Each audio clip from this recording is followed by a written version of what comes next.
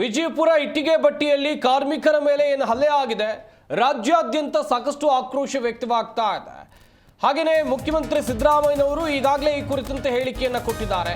3 ಕಾರ್ಮಿಕರ ಪಾದಗಳನ್ನು ಕಟ್ಟಿ ಪೈಪ್ನಿಂದ ಸರಿಯಾಗಿ ಥಳಿಸಿದ್ದಾರೆ. ಬಾಗಲಕೋಟೆ ಮೂಲದವರು ಇವರು. ಬಾಗಲಕೋಟೆಯ ಜಮಖಂಡಿಯ ಚಿಕ್ಕಿಲಾ ಗ್ರಾಮದವರು. ಕೆಲಸಕ್ಕಂತ ಬಂದವರು.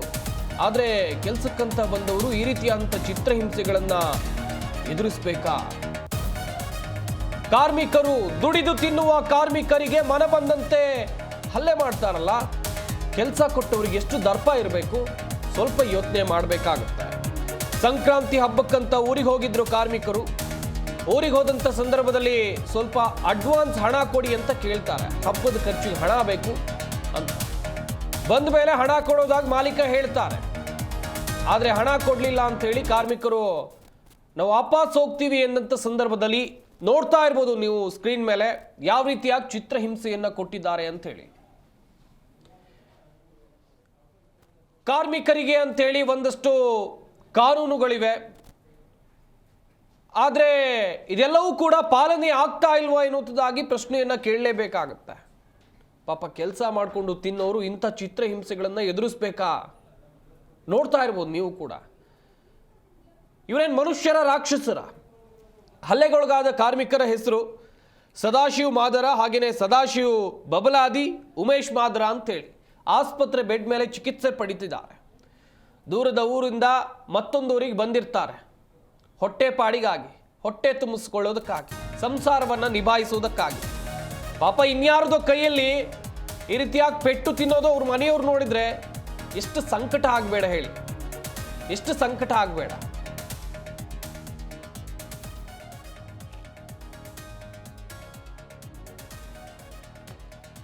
ಈಗಾಗಲೇ 5 ಪೊಲೀಸರು ಬಂಧಿಸಿದ್ದಾರೆ ಎನ್ನುವಂಥದ್ದು ಗೊತ್ತಾಗ್ತಾ ಇದೆ. ಹಲ್ಲೆಗೊಳಗಾದ ಕಾರ್ಮಿಕರಿಗೆ ಜಿಲ್ಲಾಸ್ಪತ್ರೆಯಲ್ಲಿ ಚಿಕಿತ್ಸೆಯನ್ನು ಕೊಡಿಸಲಾಗ್ತಾ ಇದೆ. ಯಾರು ತಪ್ಪು ಮಾಡಿದ್ರು ಕೂಡ ಈ ಪ್ರಕರಣದಲ್ಲಿ ಸುಮ್ಮನೆ ಬಿಡಲ್ಲ ಅಂತ ಮುಖ್ಯಮಂತ್ರಿ ಸಿದ್ದರಾಮಯ್ಯನವರು ಹೇಳಿದ್ದಾರೆ.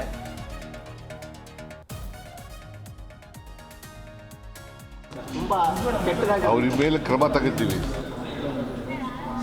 ಯಾರೇ ತಪ್ಪು ಮಾಡಿದ್ರು ಕೂಡ ಅವ್ರನ್ನ ಯಾರನ್ನೂ ಸ್ಪೇರ್ ಮಾಡಲ್ಲ. ಅವ್ರ ಮೇಲೆ ಅವ್ರ ಮೇಲೆ ಕ್ರಮ ತಗೋತೀವಿ. ಯಾರೇ ತಪ್ಪು ಮಾಡಿದ್ರು ಕೂಡ ಅವ್ರನ್ನ ಯಾರನ್ನೂ ಸ್ಪೇರ್ ಮಾಡಲ್ಲ. ಅವ್ರ ಮೇಲೆ ಅವ್ರ ಮೇಲೆ ಕ್ರಮ ತಗೋತೀವಿ. ಯಾರೇ ತಪ್ಪು ಮಾಡಿದ್ರು ಕೂಡ ಅವ್ರನ್ನ ಯಾರನ್ನೂ ಸ್ಪೇರ್ ಮಾಡಲ್ಲ. ಅವ್ರ ಮೇಲೆ ಬೇಲೂರಂದ್ರೆ ಬೇರೆ ಇಲ್ಲಿ ಯಾರೂ ಇಲ್ಲ ಇದು ಮಾಡಿ ದುಡಿಯಾಕೆ ಬಂದಿದ್ರು ಸರ್ ರೀ. ದುಡಿಯಾಕೆ ಬರಂಗೆ ಯಾರೂ ಇಲ್ಲ ತೇಳಿ ನಮ್ಮ ಸಿಕ್ಕಂಗೆ ಹೊಡೆದಾರಿ ಸರ್, ಟಾರ್ಚರ್ ಮಾಡ್ಯಾರ ರೀ. ಯಾರೂ ಇಲ್ಲ ತೇಳಿ ಬೇಲೂರಂದ್ರೆ ನಾವು ದುಡಿಯಾಕೆ ಬಂದಿದ್ದೀವಿ ರೀ. ನಮ್ಮ ಊರಲ್ಲಿ ಕೂಲಿ ಕೆಲಸ ಕಮ್ಮಿ ಅದಾರ ಸರ್. ಇಲ್ಲಿ ಜಾಸ್ತಿ ದವ್ರ ಅಂತೇಳಿ ಪಗಾರ ಹೆಚ್ಚಿರ್ತೈತೆ ಬದ್ದಿದ್ರು ಸರ್. ಇದು ಪರಿ ಹೊಡೆದಾರ ಯಾರೂ ಇಲ್ಲ ತೇಳ್ರಿ. ನಾವು ಟಾರ್ಚರ್ ಮಾಡ್ಯಾರ ಸರ್. ಏನು ಎಸ್ ಪಿ ಸಾಹೇಬ್ರ ಕಡೆಯಿಂದ ಏನು ಕೇಳ್ಕೊತೀರಿ ಸರ್? ನಮಗೆ ನ್ಯಾಯ ಕೊಡಿಸ್ಬೇಕಲ್ರಿ ಸರ್. ಬೇಲೂರಂದ್ರೆ ಬೇರೆ ಇಲ್ಲಿ ಯಾರೂ ಇಲ್ಲ ಇದು ಮಾಡಿ ದುಡಿಯಾಕೆ ಬಂದಿದ್ರು ಸರ್ ರೀ. ದುಡಿಯಾಕೆ ಬರಂಗೆ ಯಾರೂ ಇಲ್ಲ ತೇಳಿ ನಮ್ಮ ಸಿಕ್ಕಂಗೆ ಹೊಡೆದಾರಿ ಸರ್, ಟಾರ್ಚರ್ ಮಾಡ್ಯಾರ ರೀ. ಯಾರೂ ಇಲ್ಲ ತೇಳ್ರಿ ಬೇಲೂರಂದ್ರೆ ನಾವು ದುಡಿಯಾಕೆ ಬಂದಿದ್ದೀವಿ ರೀ. ನಮ್ಮ ಊರಲ್ಲಿ ಕೂಲಿ ಕೆಲಸ ಕಮ್ಮಿ ಅದಾರ ಸರ್. ಇಲ್ಲಿ ದೂರದ ಊರಿಂದ ಬದುಕು ಕಟ್ಟಿಕೊಳ್ಳೋಕೆ ಬಂದವರಿಗೆ ಈ ರೀತಿಯಾದಂಥ ಚಿತ್ರಹಿಂಸೆ ಇಷ್ಟೆಲ್ಲ ಅನುಭವಿಸಬೇಕಾ ಎನ್ನುವುದಾಗಿ ಪ್ರಶ್ನೆಗಳು ಉದ್ಭವಿಸ್ತಾ ಇದೆ.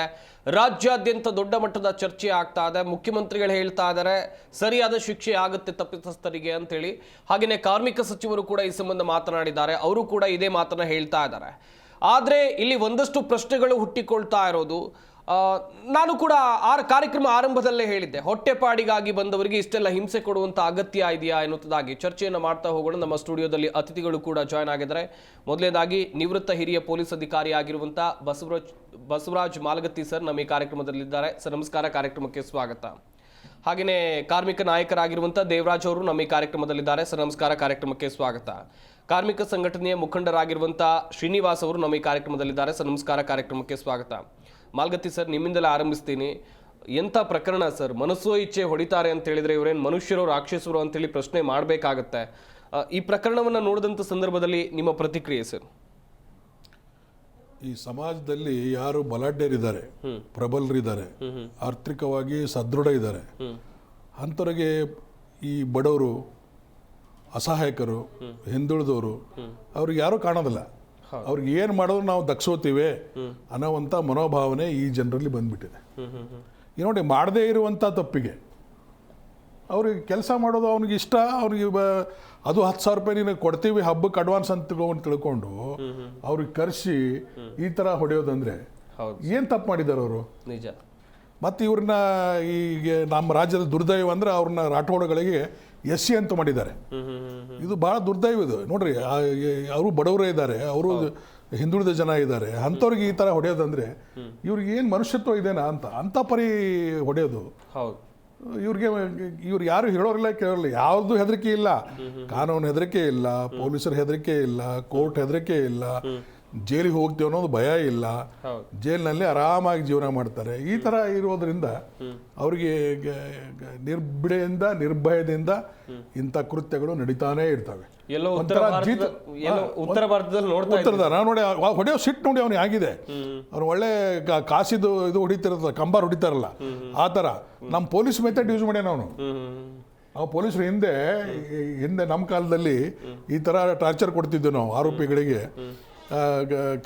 ಕಾಲಿಗೆ ಪಾದಕ್ಕೆ ಹೊಡೆಯೋದು, ಒಣಕೆ ಹಾಕೋದು, ಏರೋಪ್ಲೇನ್ ಏರಿಸೋದು, ಬಾಂಬೆ ಕಟ್ ಮಾಡೋದು, ಇವೆಲ್ಲ ನಮ್ಮ ಪೊಲೀಸದು ಇವು ಬರ್ಮಪ್ಪ ಯೂಸ್ ಮಾಡೋದು. ಈ ಮೆಥಡನ್ನು ಅವ್ರು ಯೂಸ್ ಮಾಡ್ತಾ ಇದ್ದಾರೆ. ಈ ವ್ಯಕ್ತಿ ಎಲ್ಲಾದ್ರೂ ಪೊಲೀಸ್ ಸ್ಟೇಷನ್ಗೆ ಹೋಗಿ ಬಂದಿರಬೇಕು ನನ್ನ ಲೆಕ್ಕದಲ್ಲಿ. ಅವನಿಗೆ ಅನುಭವ ಇರಬೇಕು. ಅಲ್ಲಿ ನಮ್ಮಲ್ಲಿ ಮುಂಚೆ, ಈಗ ಅವರು ಎಲ್ಲ ಸ್ವಲ್ಪ ಶ್ರೀಮಂತರಾಗಿದ್ದಾರೆ. ಮುಂಚೆ ಎಲ್ಲ ಸೆರೆ ಮಾರ್ತಿದ್ರು ಅವರೆಲ್ಲ. ಸೆರೆ ಮಾರೋರು ಈಗೆಲ್ಲ ಫೆಸಿಲಿಟೀಸ್ ಏನು ಬಂದು ನೀರಾವರಿ ಆಗಿಬಿಟ್ಟಿದೆ, ಎಲ್ಲ ಪುಗ್ಸಟ್ಟೆ ನೀರು, ಪುಗ್ಸಟ್ಟೆ ಎಲ್ಲ ಉದ್ಧಾರ ಆಗಲಿ, ನಾವೇನು ಬೇಡ ಅನ್ನೋದಲ್ಲ. ಬಟ್ ಈ ಥರ ದೌರ್ಜನ್ಯ ಎಸಗೋದು, ದುಡ್ಡು ಬಂದ ಕೂಡಲೇ ಒಮ್ಮೆಲೆ ಶ್ರೀಮಂತಿಕೆ ತೋರಿಸೋದು, ದಬ್ಬಾಳಿಕೆ ಮಾಡೋದು. ಇವ್ರೇನು ಮಹಾರಾಜರ ಮಕ್ಕಳ ನನ್ನ ಮಕ್ಕಳು ಅಲ್ವಾ?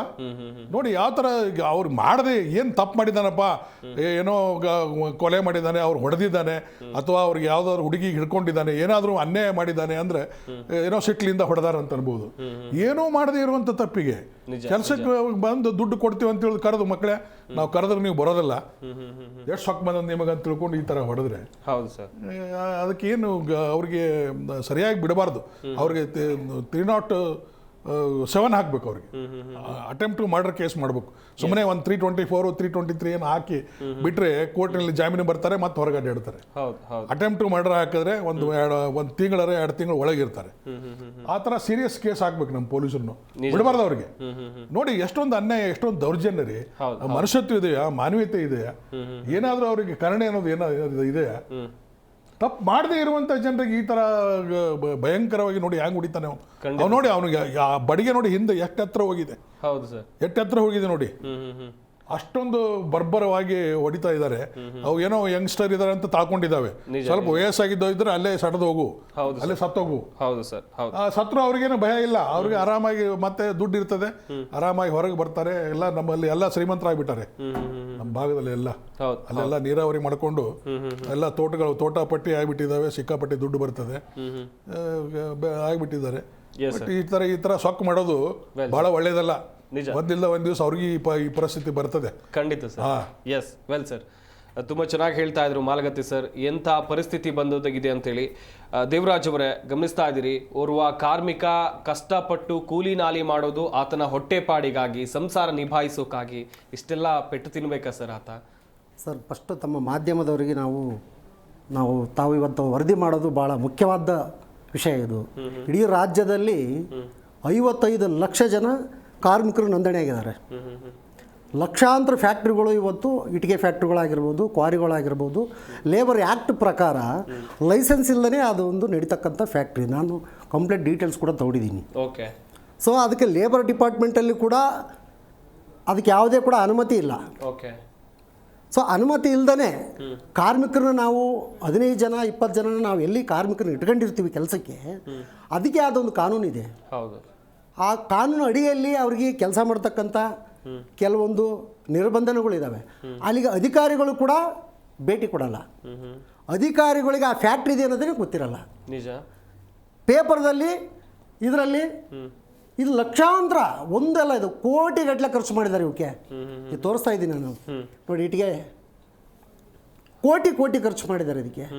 ಯಾವ ಕಾರ್ಮಿಕರಿಗೆ ಇದು ತಲುಪತ್ತೆ ಇದು ಬುಕ್? ಕಾರ್ಮಿಕರಿಗಾಗಿ ಸಾಕಷ್ಟು ಯೋಜನೆಗಳಿವೆ, ಇದೆ. ತಲುಪ್ತಾ ಇಲ್ಲ. ತಲುಪ್ತಾ ಇಲ್ಲ. ಯಾರು ಮಾಡ್ಬೇಕು ಆ ಕೆಲಸ?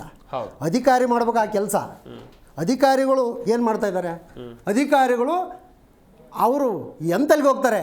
ಹೋಟ್ಲುಗಳು, ಲಾಡ್ಜ್ಗಳು, ಪೆಟ್ರೋಲ್ ಬಂಕ್ಗಳು ಅಂತಲ್ಲಿ ಹೋಗಿ ತಮ್ಮ ಏನು ಕಲೆಕ್ಷನ್ ಇದೆ ಆ ಕಲೆಕ್ಷನ್ನಿಗೆ ಇಳಿದ್ಬಿಟ್ಟಿದ್ದಾರೆ. ಇವತ್ತು ಭ್ರಷ್ಟಾಚಾರ ಹೆಂಗೆ ಆಡ್ತಾ ಇದೆ ಅಂತಂದರೆ ಅದು ಹೇಳೋಕ್ಕಾಗ್ತಾ ಇಲ್ಲ, ಅಷ್ಟೊಂದು ಭ್ರಷ್ಟಾಚಾರ ನಡೀತಾ ಇದೆ. ಅಂಥ ಟೈಮಲ್ಲಿ ಇಂಥ ಕಾರ್ಮಿಕರನ್ನ ನೋಂದಣಿ ಮಾಡಬೇಕು, ಕಾರ್ಮಿಕರು ಸೌಲಭ್ಯ ಕೊಡಿಸ್ಬೇಕು. ಕಾರ್ಮಿಕ ಇಲ್ಲಾಂದ್ರೆ ಅವನ ಮಾಲೀಕ ಆಗಕ್ಕೆ ಸಾಧ್ಯನೇ ಇಲ್ಲ. ಆ ಧೂಳಲ್ಲಿ ಆ ಒಂದು ಮೂಗಿಗೆ ಬಟ್ಟೆ ಹಾಕೊಂಡು ಅವನು ಏನು ಅಲ್ಲಿ ಇಟ್ಟಿಗೆ ಬಟ್ಟೆ ಸುಡ್ಬೇಕಾದ್ರೆ ಎಷ್ಟು ಕಷ್ಟ ಇದೆ. ಅಂಥ ಸಂದರ್ಭದಲ್ಲಿ ಅವನು ಕೆಲಸ ಮಾಡ್ತಾನಂತಂದರೆ ಇವರು ಈ ಥರ ಮನ ಬಂದಂಗೆ ಅವನಿಗೆ ಹೊಡಿತಾ ಇರೋದು ನೋಡಿದರೆ ಎಷ್ಟು ಇದು ಮಾನವತೆಯೇ ಇಲ್ಲ ಅವರಿಗೆ ಅಂತ ನಮ್ಗೆ ಅನಿಸ್ತಾ ಇದೆ. ನಾವು ಹೇಳ್ತಾ ಇರೋದು ನೇರವಾಗಿ ಇದಕ್ಕೆ ಬಿಜಾಪುರದಲ್ಲಿ ಒಂದೇ ಅಲ್ಲ, ನಾನು ಹೇಳ್ತಾ ಇರೋದು ಇಡೀ ರಾಜ್ಯದಲ್ಲಿ ತಮ್ಮ ಮಾಧ್ಯಮದವರಿಗೆ ನಾವು ಕೈ ಮುಗಿದು ಹೇಳ್ತಾ ಇದ್ದೀನಿ. ತಾವು ಇದ್ರದ್ದೊಂದು ನೀವು ಬೇಕಾದ್ರೆ ಒಂದು ಇದನ್ನೇ ಮಾಡಿ, ಎಷ್ಟು ಬೇಕು ಫ್ಯಾಕ್ಟ್ರಿಗಳು ಅಷ್ಟು ಬೇಕು. ಎಲ್ಲ ಫ್ಯಾಕ್ಟ್ರಿಗಳಲ್ಲಿ ಈ ಥರ ಕೆಲಸ ನಡೀತಾ ಇದೆ. ಯಾವಾಗ ಬೆಳಕಿಗೆ ಬಂದಾಗ ಮಾತ್ರ ಇಂಥವು ನಾವು ನೋಡ್ತಾ ಇದ್ದೀವಿ. ಆ್ಯಕ್ಚುಲಿ ತುಮಕೂರಲ್ಲಿದೆ, ಎಷ್ಟೋ ಕ್ವಾರಿಗಳಿದ್ದಾವೆ, ಫ್ಯಾಕ್ಟ್ರಿಗಳಿದ್ದಾವೆ. ಬಿಜಾಪುರ ಇದೆ, ರಾಯಚೂರಿದೆ, ಯಾದಗಿರಿ ಇದೆ, ಬಳ್ಳಾರಿ ಇದೆ. ಬಳ್ಳಾರಿಯಲ್ಲಿ 1,00,000 ಜನ ಕೆಲಸ ಮಾಡ್ತಕ್ಕಂಥ ಇತಿಹಾಸದಲ್ಲೇ ಇಲ್ಲ, ಎಲ್ಲಿ ನಮ್ಮ ರಾಜ್ಯದಲ್ಲಿ ಇಲ್ಲಿ ಇಲ್ಲ. ಅಷ್ಟು ಲಕ್ಷ ಜನ ಕೆಲಸ ಮಾಡ್ತಾರೆ ಅಲ್ಲಿ. ಅಲ್ಲಿ ಕೂಡ ಸರಿಯಾದ ಸೇಫ್ಟಿ ಇಲ್ಲ. ಸೊ ಈಗ ಇಲ್ಲಿ ಏನಾಗಿದೆ ಅಂದರೆ ಮೇನ್ ಅಧಿಕಾರಿಗಳು, ಪೊಲೀಸ್ ಡಿಪಾರ್ಟ್ಮೆಂಟ್ನವರು ಅವ್ರ ಕಡೆಯಿಂದ ಏನು ತಪ್ಪಿಲ್ಲ. ನಮ್ಮದು ಯಾವುದೇ ಕಾರ್ಮಿಕರು, ನಮ್ಮಲ್ಲಿ ಯಾರೇ ಕಾರ್ಮಿಕರು ಆದರೂ ಕೂಡ ಕುಂದಿರಿಸಿ ಗೌರವ ಕೊಟ್ಟು ಆ ಕೇಸ್ ತಗೊಂಡು ಕೇಸ್ ಮಾಡೋಂಥ ಪೊಲೀಸ್ ಡಿಪಾರ್ಟ್ಮೆಂಟ್ನವ್ರು ನಮ್ಮ ಕರ್ನಾಟಕದಲ್ಲಿ ಇದ್ದಾರೆ. ಬಟ್ ಇಲ್ಲಿ ಅಧಿಕಾರಿಗಳು ಲೇಬರ್ ಡಿಪಾರ್ಟ್ಮೆಂಟಲ್ಲಿ ಲೇಬರ್ ಇನ್ಸ್ಪೆಕ್ಟರ್ ಇರ್ತಾನೆ, ಲೇಬರ್ ಆಫೀಸರ್ ಇರ್ತಾನೆ, ಅದಕ್ಕೆ ಮತ್ತೆ ನಮ್ಮಲ್ಲಿ ಲೇಬರು ಎಲ್ಒಗಳು ಇರ್ತಾರೆ. ಸೊ ಇವರೆಲ್ಲ ಏನು ಮಾಡ್ತಾರೆ? ಐಆರ್ ಆಫೀಸರ್ಸ್ಗಳು. ಇವ್ರು ಯಾರು ಕೂಡ ಭೇಟಿ ಕೊಡಲ್ಲ. ಇವ್ರು ಯಾರು ಭೇಟಿನೇ ಕೊಟ್ಟಿರಲ್ಲ. ನೀವು ಅದನ್ನು ಪೂರ್ತಿ ಡೀಟೇಲ್ಸ್ ತೊಗೊಂಬನ್ನಿ. ನೀವು ಆ ಫ್ಯಾಕ್ಟ್ರಿಗೆ ಇವ್ರು ಭೇಟಿನೇ ಕೊಟ್ಟಿಲ್ಲ. ಈ ಫ್ಯಾಕ್ಟ್ರಿ ಒಂದಂತಲ್ಲ ಸರ್, ರಾಜ್ಯದಲ್ಲಿ ಸುಮಾರು, ಈ ರಾಜ್ಯದಲ್ಲಿ ಸರ್ 55 ಲಕ್ಷ 50. ಈಗ ಶುಗರ್ ಫ್ಯಾಕ್ಟ್ರಿ ನಮ್ಮಲ್ಲಿ ಬಾಗಲಕೋಟೆ ಡಿಸ್ಟಿಕಲ್ಲಿ ಎಷ್ಟು ಶುಗರ್ ಫ್ಯಾಕ್ಟ್ರಿಗಳಿದ್ದಾವೆ. ಯಾವ ಶುಗರ್ ಫ್ಯಾಕ್ಟ್ರಿಯಲ್ಲಿ ಇವರು ಒಂದು ಶುಗರ್ ಫ್ಯಾಕ್ಟ್ರಿಯಲ್ಲಿ ಕೂಡ ಇವರು ESIPF ಇಲ್ಲ. ನೀವು ತೆಗೆದು ನೋಡಿ. ನೀವು ESIPF ಇಲ್ಲ, ಗ್ಯಾಜೆಟ್ ಇಲ್ಲ, ಸೆಟಲ್ಮೆಂಟ್ ಇಲ್ಲ, ಬೋನಸ್ ಇಲ್ಲ. ಮತ್ತೆ ಆ್ಯಕ್ಟಲ್ಲಿ ಮಾತ್ರ ಎಲ್ಲ ಇರುತ್ತೆ. ಬರೀ ಆ್ಯಕ್ಟ್ನ ಪೂಜೆ ಮಾಡ್ಕೊಂಡು ಕೂತ್ಕೊಳ್ಳೋಂಥ ಪರಿಸ್ಥಿತಿ ಇವತ್ತು ಬಂದಿದೆ. ಇದನ್ನು ನಮ್ಮ ಕಾರ್ಮಿಕರು ಕೂಡ ಭಾಳ ಎಚ್ಚೆತ್ಕೊಂಡು ಇನ್ನೂ ಭಾಳ ಎಚ್ಚೆತ್ಕೋಬೇಕಾಗತ್ತೆ ಇದ್ರ ಬಗ್ಗೆ. ವೆಲ್ ಶ್ರೀನಿವಾಸ್ ಅವರೇ, ಎಲ್ಲೋ ಉತ್ತರ ಭಾರತದಲ್ಲಿ ಇಂಥ ಪ್ರಕರಣಗಳನ್ನು ನೋಡ್ತಾ ಇದ್ವಿ. ನಮ್ಮ ರಾಜ್ಯದಲ್ಲಿ ಆದಂಥ ಸಂದರ್ಭದಲ್ಲಿ ಎಲ್ಲರೂ ಕೂಡ ತಲೆ ತಗ್ಗಿಸುವಂಥ ವಿಚಾರ. ಎಲ್ಲೋ ವಿಜಯಪುರದಲ್ಲಿ ಈ ರೀತಿಯಾಗಿ ಹಿಂಸೆ ಕೊಡ್ತಾರೆ ಅಂತ ಹೇಳಿದ್ರೆ ಇವರೇನು ಮನುಷ್ಯರು ರಾಕ್ಷಸರು ಅಂತೇಳಿ ಆಕ್ರೋಶ ವ್ಯಕ್ತವಾಗುತ್ತೆ. ಏನು ಹೇಳ್ತೀರಾ ಸರ್ ಕಾರ್ಮಿಕ ಸಂಘಟನೆಯ ಮುಖಂಡರಾಗಿ? ಮೊದಲನೇದಾಗಿ ಜಿ ಕನ್ನಡ ವಾಹಿನಿಗೆ ತುಂಬ ಧನ್ಯವಾದ ಸಲ್ಲಿಸ್ತೇನೆ. ಏನು ಇಡೀ ನಮ್ಮ ರಾಜ್ಯದಲ್ಲಿ 31 ಜಿಲ್ಲೆ ಬರುತ್ತೆ. ಪ್ರತಿ ಜಿಲ್ಲೆಯಲ್ಲೂ ಈ ಸಮಸ್ಯೆ ಇದ್ದಿದ್ದೆ. ಸೊ ಮುಖ್ಯವಾಗಿ 32 ಬಗೆಯ ಕಾರ್ಮಿಕರು ಬರ್ತಾರೆ. ನಾವು ಅದಕ್ಕೆಲ್ಲ ಒಂದು ಕೈಪಿಡಿ ಮಾಡಿದ್ದೀವಿ, ಅದಕ್ಕೆ ಡಾಕ್ಯುಮೆಂಟ್ಸು ರೆಡಿ ಮಾಡಿದ್ದೀವಿ. ಬೇಡಿಕೆಗಳು ನಮ್ಮದು 20 ಬೇಡಿಕೆಗಳನ್ನ ಸರ್ಕಾರಕ್ಕೆ ಸಲ್ಲಿಸಿದ್ದೀವಿ. ಏನು ಘನ ಸರ್ಕಾರ, ಏನು ನಮ್ಮ ಮಾನ್ಯ ಮುಖ್ಯಮಂತ್ರಿಗಳು ನಾವೆಲ್ಲ ಭಾಗ್ಯಗಳು ಕೊಟ್ಟುಬಿಟ್ಟಿದ್ದೀವಿ. ಎಲ್ಲ ಬಸ್ ಭಾಗ್ಯ, ಮತ್ತು ಇದು ಮಕ್ಕಳಿಗೆ ವಿದ್ಯಾನಿಧಿ ಎಲ್ಲ ಭಾಗ್ಯಗಳು ಕೊಟ್ಟಿದ್ದೀವಿ. ಕಾರ್ಮಿಕರಿಗೆ ಏನು ಕೊಟ್ಟಿದ್ದೀರಿ? 9,000 ಕೋಟಿ ನಮ್ಮದು ಸೆಸ್ ಅಮೌಂಟ್ ಇದೆ ಇಲಾಖೆಯಲ್ಲಿ. ಇದಕ್ಕೆ ಅಂತ ಮಂಡಳಿಯನ್ನು ಮಾಡಿದ್ದೀವಿ. ನೀವು ಯಾವುದು ರೂಪುರೇಷೆ ಮಾಡಿದ್ದೀರಿ? ಎಲ್ಲ ನಮ್ಮ ಏನು ದೇವರಾಜ್ ಅವರು ಹೇಳಿದ ಪ್ರಕಾರ ಯಾವುದೇ ಫ್ಯಾಕ್ಟ್ರಿಗಳಿಗೆ ಲೇಬರ್ ಇನ್ಸ್ಪೆಕ್ಟರ್ಗಳು ಇನ್ಸ್ಪೆಕ್ಷನ್ ಮಾಡಲ್ಲ. ವಿಶೇಷವಾಗಿ ಈ ಗಾರ್ಮೆಂಟ್ಸ್ಗಳಾಗ್ಬೋದು, ಕೊಬ್ಬಿನ ಇದು ಮಾನ್ಯ ಶುಗರ್ ಫ್ಯಾಕ್ಟ್ರಿ ಆಗ್ಬೋದು, ಮತ್ತು ಇದು ಗ್ರಾನೈಟ್ ಫ್ಯಾಕ್ಟ್ರಿಗಳಾಗ್ಬೋದು, ಮತ್ತು ಇಟ್ಟಿಗೆ ಗೂಡಾಗ್ಬೋದು, ಆಲೋ ಬ್ಲಾಕ್, ವಿಶೇಷವಾಗಿ ಆಲೋ ಬ್ಲಾಕ್ಗಳಲ್ಲಿ ಅತಿ ಹೆಚ್ಚು ನಡೀತಾ ಇರೋದು ಸ್ಯಾಂಡು, ರೋಬೋ ಸ್ಯಾಂಡ್. ಆ ಸ್ಯಾಂಡ್ಗಳಲ್ಲಿ ಎಲ್ಲ ಜಲ್ಲಿ ಕ್ವಾರಿಗಳಲ್ಲಿ ನಿಮ್ಗಲ್ಲಿ ಪುಡಿ ಮಾಡೋವಾಗ ಎಷ್ಟು ಆರೋಗ್ಯ ಏರುಪೇರಾಗುತ್ತೆ. ಅವ್ರ ಆರೋಗ್ಯ ದೃಷ್ಟಿ ನೋಡೋರಿಲ್ಲ. ಈಗೆಲ್ಲ ಆರೋಗ್ಯ ಇಲಾಖೆಯಿಂದ ನಾವು ಕೊಟ್ಟಿದ್ದೀವಿ, ಇದು ಕೊಟ್ಟಿದ್ದೀವಿ ಅಂತ ಹೇಳ್ತಾರೆ ಸರ್ಕಾರ. ಯಾವ್ದು ಮಾಡ್ತಾ ಇದೆ? ಕಾರ್ಮಿಕನಿಂದ ಎಲ್ಲ ಬೇಕು. ನಾವು ಹಾಕೋ ಬಟ್ಟೆ, ನಾವು ಕೂತಿರೋ ಚೇರು, ಕುರ್ಚಿ, ಮ್ಯಾಟು ಎಲ್ಲ ಕಾರ್ಮಿಕ ಮಾಡಿರೋದು. ಆ ಕಾರ್ಮಿಕನಿಗೆ ಇಷ್ಟು ಧೋರಣೆಯಾಗಿ ನೀವು ಸಂಬಳ ಕೊಡ್ತೀನಿ, ಬೋನಸ್ ನಿನಗೆ ಹಬ್ಬಕ್ಕೆ ದುಡ್ಡು ಕೊಡ್ತೀನಿ ಅಂತ ಕರೆದುಬಿಟ್ಟು ಯಾವ ರೀತಿ ರಾಕ್ಷಸರ ರೀತಿ ನೀವು ವರ್ತಿಸಿದಿರಿ ಅಂದರೆ ನಮ್ಮ ಕಾರ್ಮಿಕ ಸಚಿವರು ಏನು ಮಾಡ್ತಾ ಇದ್ದಾರೆ, ಅವ್ರಿಗೆ ಕಠಿಣವಾದ ಶಿಕ್ಷೆ ಆಗಬೇಕು. ನಮ್ಮ ಒಕ್ಕೂಟ, ನಮ್ಮ ಏನು ಕಾರ್ಮಿಕ ಒಕ್ಕೂಟ, ಕರ್ನಾಟಕ ರಾಜ್ಯ ಕಟ್ಟಡ ನಿರ್ಮಾಣ ಮತ್ತು ಅಸಂಘಟಿತ ಕಾರ್ಮಿಕರ ಏನಿದೆ, ಇಡೀ ರಾಜ್ಯಾದ್ಯಂತ ನಮ್ಮೆಲ್ಲ ಜಿಲ್ಲಾಧ್ಯಕ್ಷರು ಇದ್ದಾರೆ. ನಾವು ಆಲ್ರೆಡಿ ಮೆಸೇಜ್ ಪಾಸ್ ಮಾಡಿದ್ದೀವಿ. DC ಕಚೇರಿಗಳ ಮುಂದೆ ಮತ್ತು ಲೇಬರ್ ಆಫೀಸರ್ಗಳ ಮುಂದೆ ನಾವು ಧರಣಿ ಮಾಡ್ತೀವಿ. ಮುಂದೆ ಕಾರ್ಮಿಕನಿಗೆ ತೊಂದರೆ ಆಗಬಾರ್ದು, ಹೊಡಿಬಾರ್ದು. ಏನಕ್ಕೆ ಹೊಡೆಯಂತ ಅಕ್ಕಿ ಅಂತ ಕೊಟ್ಟಿದ್ದಾರೆ ಇವನಿಗೆ? ಏನು ತಪ್ಪು ಮಾಡಿದ್ದಾನೆ? ರೇಪ್ ಮಾಡಿದಾನ, ಇಲ್ಲ ಕಳ್ತನ ಮಾಡಿದಾನ, ಇಲ್ಲ ಮೋಸ ಮಾಡಿದಾನ? ಅದಕ್ಕೆ ಕಾನೂನಿದೆ, ಅದಕ್ಕೆ ಅಂತ ಕಾನೂನಿದೆ. ಕಾನೂನು ಹತ್ರ ಹೋಗ್ಲಿ ಅಂತ ನಾನು ಈ ಸಂದರ್ಭದಲ್ಲಿ ಹೇಳಕ್ಕೆ. ವೆಲ್ ಸರ್ ಮಾಲ್ಗತ್ತಿ ಸರ್, ಹಿಂದೆಲ್ಲ ಪೊಲೀಸರು ಅಂತ ಹೇಳಿದ್ರೆ ಸಿಕ್ಕಾಪಟ್ಟೆ ಭಯ ಇರ್ತಿತ್ತು. ಆದರೆ ಇಂಥ ಪ್ರಕರಣಗಳನ್ನು ನೋಡಿದಂಥ ಸಂದರ್ಭದಲ್ಲಿ ಈ ರೀತಿಯಾಗಿ ಹೊಡಿತಾರೆ, ಮನ ಬಂದಂತೆ ಹಲ್ಲೆ ನಡೆಸಿ, ಅಷ್ಟೇ ಅಲ್ಲದೆ ಅದನ್ನ ವಿಡಿಯೋ ಮಾಡಿಕೊಂಡು ವೈರಲ್ ಮಾಡ್ತಾರೆ. ಇವರಿಗೇನು ಪೊಲೀಸರು ಅಥವಾ ಕಾನೂನಿನ ಭಯ ಇಲ್ವಾ ಸರ್? ಹೇಗೆ? ಅಲ್ಲ, ಭಯ ಇದ್ರೆ ಅವರೇ ಅದನ್ನ ಹಾಗೆ ಹೊಡಿತಾ ಇದ್ರು ಅಥವಾ ವಿಡಿಯೋ ಮಾಡಿ ಎಲ್ಲ ಕಡೆ ಸೋಷಿಯಲ್ ಮೀಡಿಯಾದಲ್ಲಿ ವೈರಲ್ ಮಾಡ್ತಾ ಇದ್ರು. ಅವ್ರಿಗೆ ಭಯನೇ ಇಲ್ಲ. ಇನ್ನು ತಾವು ಮಾಡಿದ ಪೌರುಷವನ್ನ ಜನರು ನೋಡ್ಲಿ ಅಂತ ತಿಳ್ಕೊಂಡು ತೋರಿಸ್ತಾ ಇದ್ದಾರೆ, ತಮ್ಮ ಪೌರುಷವನ್ನು ತೋರಿಸ್ತಾ ಇದ್ದಾರೆ. ಇದು ಈ ಥರ ಇರೋದು ಅಸಂಘಟಿತ ಕಾರ್ಮಿಕ ಏನು ಜನರಿದ್ದಾರೆ ಅವ್ರಿಗೆ ಮಾತ್ರ ಬಹಳ ದೌರ್ಜನ್ಯ ಆಗ್ತದೆ. ನಮ್ಮ ಕಾರ್ಮಿಕರ ದುರ್ಣರು ಕೂತಾರಿಲ್ಲಿ. ಅಸಂಘಟಿತರ ಬಗ್ಗೆ ಯಾರೂ ಕಾಳಜಿ ಮಾಡೋದಿಲ್ಲ. ಸಂಘಟಿತ ಇವೆಲ್ಲ ಗಾರ್ಮೆಂಟು, ಶುಗರ್ ಫ್ಯಾಕ್ಟ್ರಿ, ಉಳಿದ ಫ್ಯಾಕ್ಟ್ರಿಗಳು, ಬೀಡಿ ಫ್ಯಾಕ್ಟ್ರಿ, ಅವೆಲ್ಲ ಸಂಘಟಿತ ಅವ್ರಿಗೆಲ್ಲ ಒಂದಿಲ್ಲದ ಒಂದು ರೀತಿಯಿಂದ ಸೌಲಭ್ಯ ಇದ್ದಾವೆ. ನಾವು ಇಲ್ಲ ಅಂತ ಹೇಳೋದಿಲ್ಲ. ನಾವು 40 ವರ್ಷ ಇಲಾಖೆಯಲ್ಲಿ ಕೆಲಸ ಮಾಡಿದ್ದೇವೆ. ಆದರೆ ಇವ್ರನ್ನ ಯಾರು ಕೇಳೋರಿಲ್ಲ. ಈ ಕಟ್ಟಡ ಕೂಲಿಕಾರ ನೋಡಿ, ಎಲ್ಲಿಂದೋ ಬೀದರ್, ಗುಲ್ಬರ್ಗ, ಬಿಜಾಪುರ್ ಅಲ್ಲೆಲ್ಲ ಬಂದು ಇಲ್ಲಿ ಕಟ್ಟಡ ಕಟ್ಟಲಿಕ್ಕೆ ಬರ್ತಾರೆ. ಅವೆಲ್ಲೋ ಶೆಡ್ನಲ್ಲಿ ಇರ್ತವೆ. ಕಟ್ಟಡ ಅಂತ ಆ ಮಕ್ಕಳು ಕರ್ಕೊಂಡು ಹೋಗಿ ರೇಪ್ ಮಾಡ್ತಾರೆ ಪಕ್ಕದವರು. ಎಜುಕೇಶನ್ ಎಲ್ಲಿ ಬರ್ತದೆ ಎಜುಕೇಶನ್? ಹೊಟ್ಟೆಪಾಡಿಗೆ ಬಂದಿರ್ತಾರೆ ಅವರು, ಕಳಿಸೋದೆಲ್ಲಿ ಇರ್ತದೆ? ನಮ್ಮ ಸರ್ಕಾರಿ ಶಾಲೆಗಳು ಎಲ್ಲೋ ಇರ್ತವೆ. ಯಾರೋ ಅವ್ರನ್ನ ಟೀಚರ್ಗಳು ಬಂದು ಮೊದಲು ಅವ್ರಿಗೆ ಮೊಬಿಲೈಸ್ ಮಾಡೋರು, ಅವ್ರಿಗೆ ಎನ್ಕರೇಜ್ಮೆಂಟ್ ಮಾಡೋರು. ಬರ್ರಿ ಮಕ್ಕಳಿಗೆ ಸ್ಕೂಲಿಗೆ ಕಳಿಸ್ರಿ ಅಂತ ಟೀಚರ್ಗಳು ಬಂದು ಹೇಳಕ್ ಕರ್ಕೊಂಡು ಹೋಗೋರು. ಇನ್ನೂ ಹಳ್ಳಿಯಲ್ಲಿ ಇದೆ ಪದ್ಧತಿ. ಹಳ್ಳಿಯಲ್ಲಿ ಯಾರು ಬಿಡಾಡಿ ಮಕ್ಕಳು ಇದ್ದು ಅಂದ್ರೆ ಅವ್ರನ್ನ ಕಳಿಸ್ರಿ ಸ್ಕೂಲಿಗೆ ಅಂತ ಹೇಳೋದು ಮಾಸ್ತರ್ಗಳು ಹೇಳ್ತಾರೆ. ಬಟ್ ಸಿಟಿಯಲ್ಲಿ ಆ ವಾತಾವರಣ ಇಲ್ಲ. ಸಿಟಿಯಲ್ಲಿ ಅವ್ರನ್ನ ಯಾರೂ ಕೇಳೋದಿಲ್ಲ. ಈಗ ಮುಖ್ಯವಾಗಿ ಅಂದ್ರೆ ಪೌರ ಕಾರ್ಮಿಕರು, ಆಮೇಲೆ ಇದು ಪೌರ ಕಾರ್ಮಿಕರಲ್ಲ, ಇದು ಕಟ್ಟಡ ಕಾರ್ಮಿಕರು. ಕಟ್ಟಡ ಕಾರ್ಮಿಕರಿಗೆ ಯಾರೂ ಕೇಳೋದಿಲ್ಲ. ಅವ್ರಿಗೆ ಇಷ್ಟೊಂದು ತೊಂದರೆ ಇದ್ದಾರೆ, ಅವ್ರಿಗೆ ಕಷ್ಟ ಇದೆ, ಅವ್ರಿಗೆ ಯಾರು ಇನ್ಸೂರ್ಡ್ ಮಾಡೋದಿಲ್ಲ. ಅವ್ರು ನೋಡಿ ಏನಾದರೂ ಬಿದ್ದು ಸತ್ರೆ ನಾವು ನೋಡಿದ್ದೀವಿ, ಅನೇಕ ಕೇಸ್ಗಳು ಮಾಡಿದ್ದೀವಿ ಓನರ್ ಮೇಲೆ. ಅವಕ್ಕೇನು ಇನ್ಶೂರೆನ್ಸ್ ಇರೋದಿಲ್ಲ. ಲೇಬರ್ ಆ್ಯಕ್ಟ್ನಲ್ಲಿ ಯಾವುದೂ ರೂಲ್ಸ್ ಫಾಲೋ ಮಾಡೋದಿಲ್ಲ. ಆಮೇಲೆ ಲ್ಯಾಂಡ್ ಓನರ್ ಆಗಲಿ, ಕನ್ಸ್ಟ್ರಕ್ಷನ್ ಓನರ್ ಆಗಲಿ, ಕಾಂಟ್ರಾಕ್ಟರ್ ಆಗಲಿ ಯಾವುದೇ ರೀತಿ ಅವ್ರಿಗೆ ಸೌಲಭ್ಯಗಳನ್ನು ಕೊಡೋದಿಲ್ಲ. ಪೇಪರ್ ಮೇಲೆ ಮಾತ್ರ ತೋರಿಸಿರ್ತಾರೆ. ಅಂದರೆ ಒಂದು ತೋರಿಸ್ಲಿಕ್ಕೆ ಒಂದು 4 ಮಂದಿಗೆ ತೋರಿಸಿರ್ತಾರೆ. ಉಳಿದು ಒಂದು 50 ಮಂದಿ ಹಂಗೆ ಯಾವುದೋ ಸೌಲಭ್ಯ ಇಲ್ಲ ಅಂದ್ರೆ ಹಂಗೆ ಇರ್ತಾರೆ. ಯಾರು 4 ಮಂದಿ ಸ್ವಲ್ಪ ಅವ್ರಿಗೆ ನಿಯತ್ನವರು ಇರ್ತಾರೆ ಅವ್ರ ಕಡೆಗೆ, ಅವ್ರಿಗೆ ಮಾತ್ರ ಸ್ವಲ್ಪ ಗೌರ್ಮೆಂಟ್ ತೋರಿಸ್ಲಿಕ್ಕೆ ನಾವು ಮಾಡಿದೀವಿ ನೋಡ್ರಿ ಅಂತ ಬಂದು ತೋರಿಸ್ತಲ್ಲಿ ಪೇಪರ್ದಲ್ಲಿ ತೋರಿಸ್ತಾರೆ ಈ ಥರ. ಆದರೆ ಇಲ್ಲಿ ಹಳ್ಳಿಗಳೇನಾಗ್ತದೆ, ಈ ಏನು ಈ ಕಟ್ಟಡ ಇದು ಮಾಡಲಿಕ್ಕೆ ಇಟ್ಟಂಗಿ ಬಟ್ಟೆಗಳಿದ್ದಾವೆ, ಇವು ಯಾರಿಗೂ ಯಾವ ಕಾರ್ಮಿಕರು ಅಲ್ಲಿ ಹೋಗ್ಲಿಕ್ಕೆ ಸಾಧ್ಯ ಇಲ್ಲ. ಕಾರ್ಮಿಕ ಅಧಿಕಾರಿಗಳು ಅಲ್ಲಿ ಹೋಗ್ಲಿಕ್ಕೆ ಸಾಧ್ಯ ಇಲ್ಲ, ಅವ್ರಿಗೆ ಹೋಗೋದೂ ಇಲ್ಲ.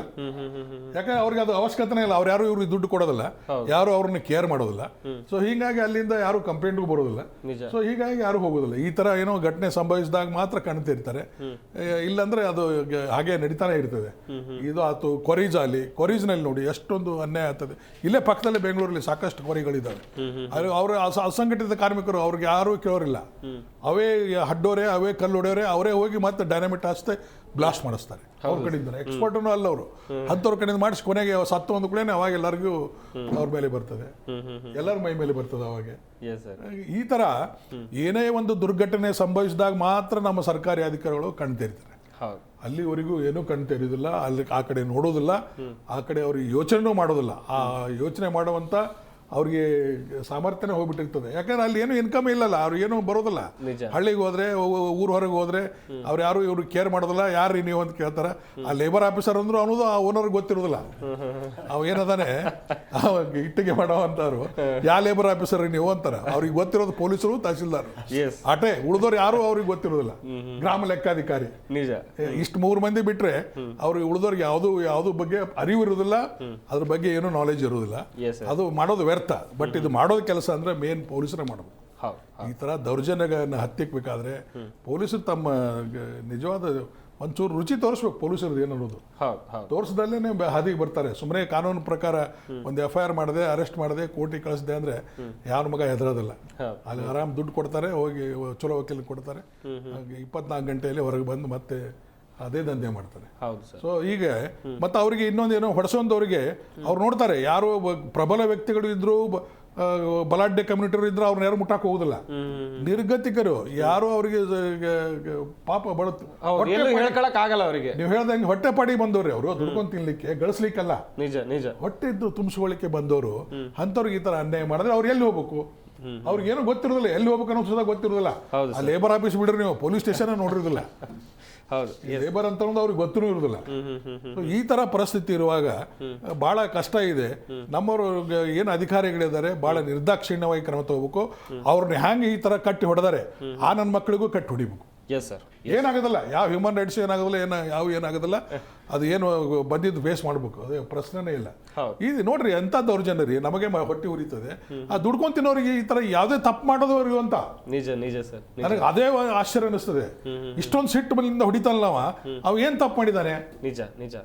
ಅಡ್ವಾನ್ಸ್ ಹಣ ಕೇಳಿದ್ ಸರ್ ಅಷ್ಟೇ. ಅಡ್ವಾನ್ಸ್ ಹಣ ಕೇಳಿತ್ತಪ್ಪ, ಬಡವರು ಅದರ ಕೇಳಿರ್ತಾರೆ. ಮತ್ತೆ ಇನ್ನೇನು ಅವ್ರಿಗೆ ಎಲ್ಲಿ ಬರ್ತದೆ ದುಡ್ಡು? ಯಾವ ದುಡಿತಾನೆ, ಮಾಲಕರ ಕೊಡ್ರಪ್ಪ ಅಂತ ಅವ್ರಿಗೆ ಕೇಳ್ತಾರೆ. ಅವ್ರಿಗೆ ಕೇಳೋ ಹಕ್ಕಿದೆ, ಯಾಕಂದ್ರೆ ದುಡಿತಾನೆ ಅಲ್ಲಿ, ಅವ್ನಿಗೆ ಕೇಳೋ ರೈಟ್ಸ್ ಇದೆ, ಕೇಳ್ತಾನೆ.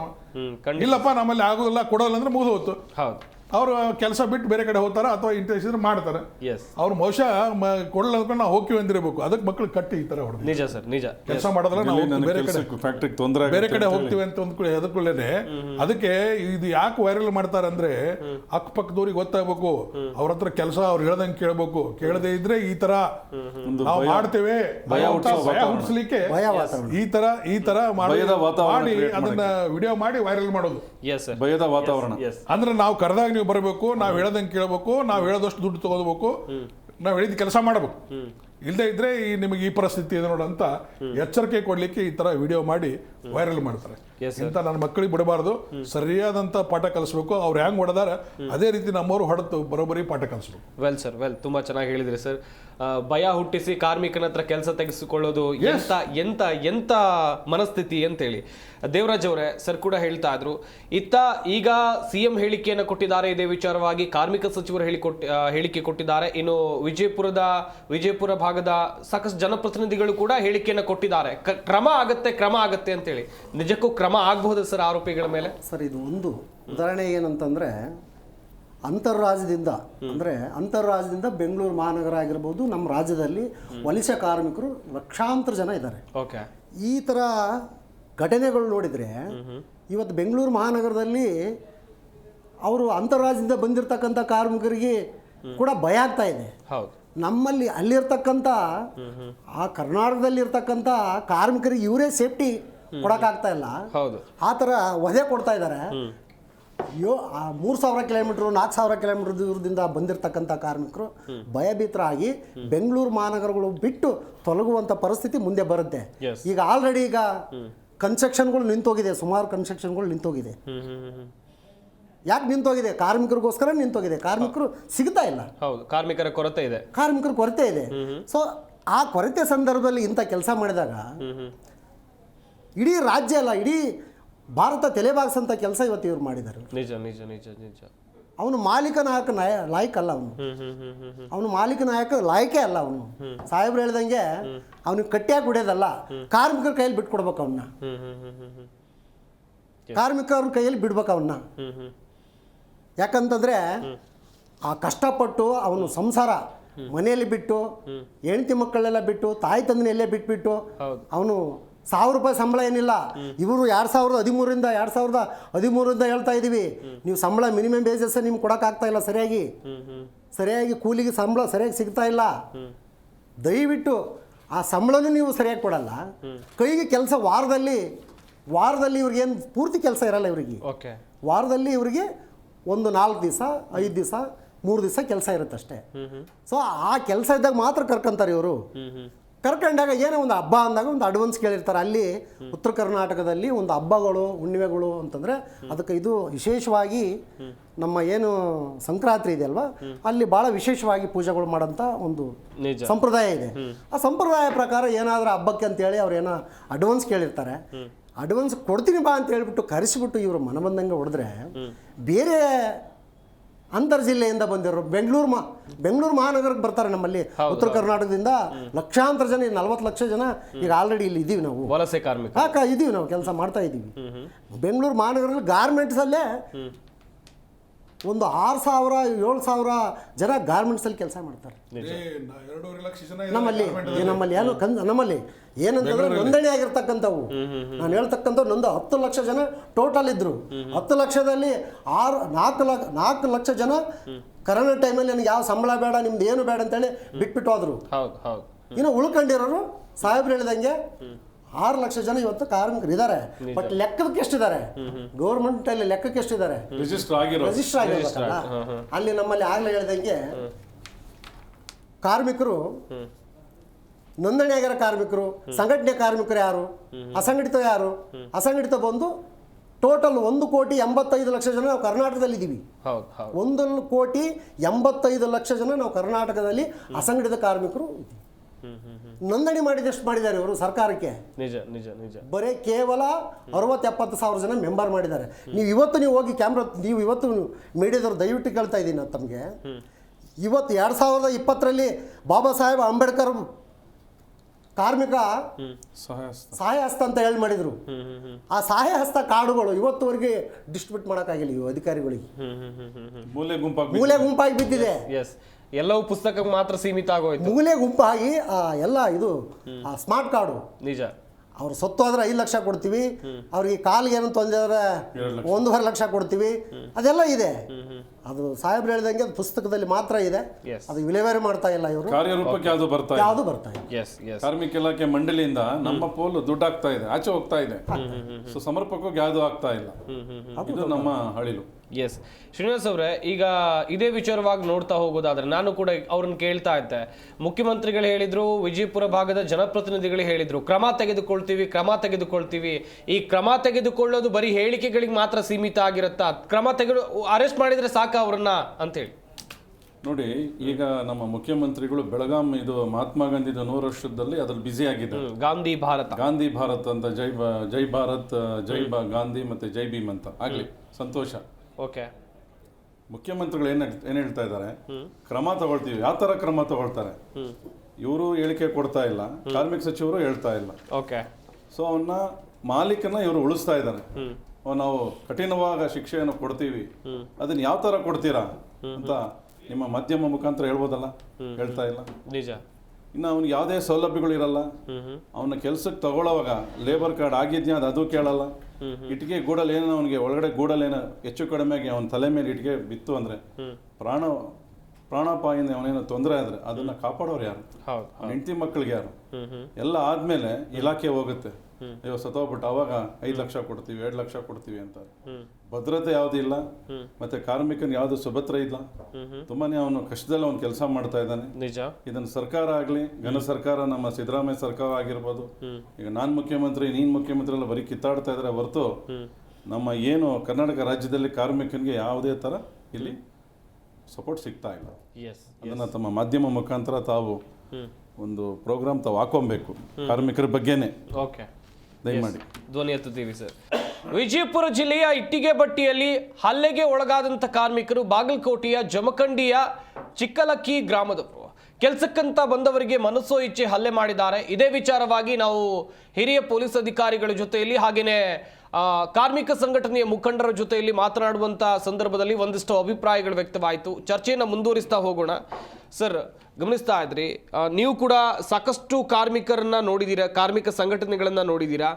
ನೀವು ಕೆಲಸ ಮಾಡ್ತಾ ಇದ್ದಂಥ ಸಂದರ್ಭದಲ್ಲಿ ಅಥವಾ ಕರ್ತವ್ಯದಲ್ಲಿ ಇದ್ದಂಥ ಸಂದರ್ಭದಲ್ಲಿ ಎಲ್ಲೋ ಒಂದು ಕಡೆಯಲ್ಲಿ ಕಾರ್ಮಿಕರು ತೀರ್ಕೊಂಡಂಥ ಸಂದರ್ಭದಲ್ಲಿ ಏನಾದರೂ ಆಕ್ಸಿಡೆಂಟ್ಲಿ ತೀರ್ಕೊಳ್ತಾರೆ, ಬಿಲ್ಡಿಂಗ್ ಅಲ್ಲಿ ಮೇಲಿಂದ ಕೆಲಸ ಮಾಡುವಾಗ ಕೆಳಗೆ ಬಿದ್ದು ತೀರ್ ಹೋಗ್ತಾರೆ, ಅಂಥವರಿಗೆಲ್ಲ ನ್ಯಾಯ ಸಿಕ್ಕಿದೆಯಾ ಸರ್? ಹೇಗೆ? ಬಹಳ ದುರ್ದೈವ. ನಾವು ದುಡ್ಡು ಕೊಡಿಸ್ಬೇಕಾದ್ರೂ ನನಗೆ ಸ್ವಲ್ಪ ಕಳಕಳಿ ಜಾಸ್ತಿ ಬಡವ್ರ ಬಗ್ಗೆ.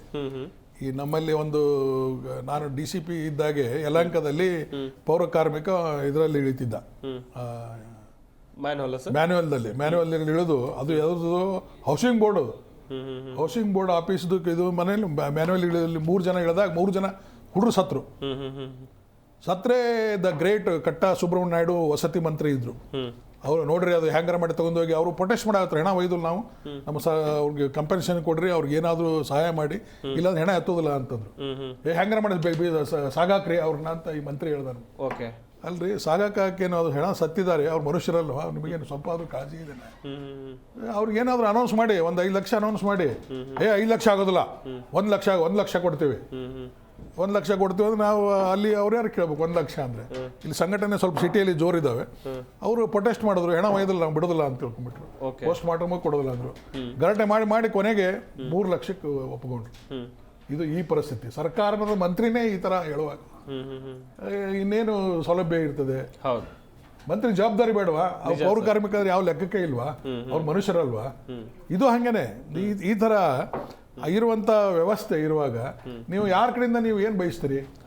ಮತ್ತು ಅವ್ರೇನು ಡೈರೆಕ್ಟಾಗಿ ಆಕ್ಸ್ಫರ್ಡ್ ಯೂನಿವರ್ಸಿಟಿಯಿಂದ ಓದಿ ಬಂದವರಲ್ಲ, ಅವರು ಇಲ್ಲೇ ಅವ್ರು ಮೇಸ್ತ್ರಿ ಆಗಿ ದುಡಿದು ಆನಂತರ MLA ಆಗಿ ಮಂತ್ರಿ ಆದವರು, ಮಂತ್ರಿ ಗಾರೆ ಮೇಸ್ತ್ರಿ.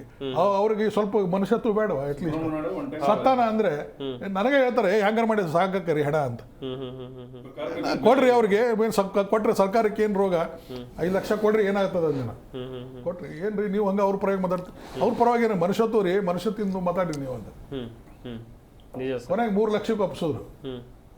ಈ ಥರ ಸರ್ಕಾರದ ಮೆಂಟ್ಯಾಲಿಟಿ, ಸರ್ಕಾರದಲ್ಲಿ ಇರುವಂಥ ಮಂತ್ರಿಗಳ ಮೆಂಟ್ಯಾಲಿಟಿ ಈ ಥರ ಇರುವಾಗ ನೀವು ಯಾರ ಕಡೆಯಿಂದ ನೀವು ನ್ಯಾಯವನ್ನ ಎಕ್ಸ್ಪೆಕ್ಟ್ ಮಾಡ್ತೀರಿ? ಖಂಡಿತ ಸರ್, ಖಂಡಿತ. ಆಮೇಲೆ ನಾನು ಇಲ್ಲಿ ಹೇಳ್ತೇನೆ, ಇಲ್ಲಿ ನಾನು 12 ಜಿಲ್ಲೆಯಲ್ಲಿ ಕೆಲಸ ಮಾಡಿದ್ದೇನೆ, 40 ವರ್ಷ ನನ್ನ ಸರ್ವೀಸು.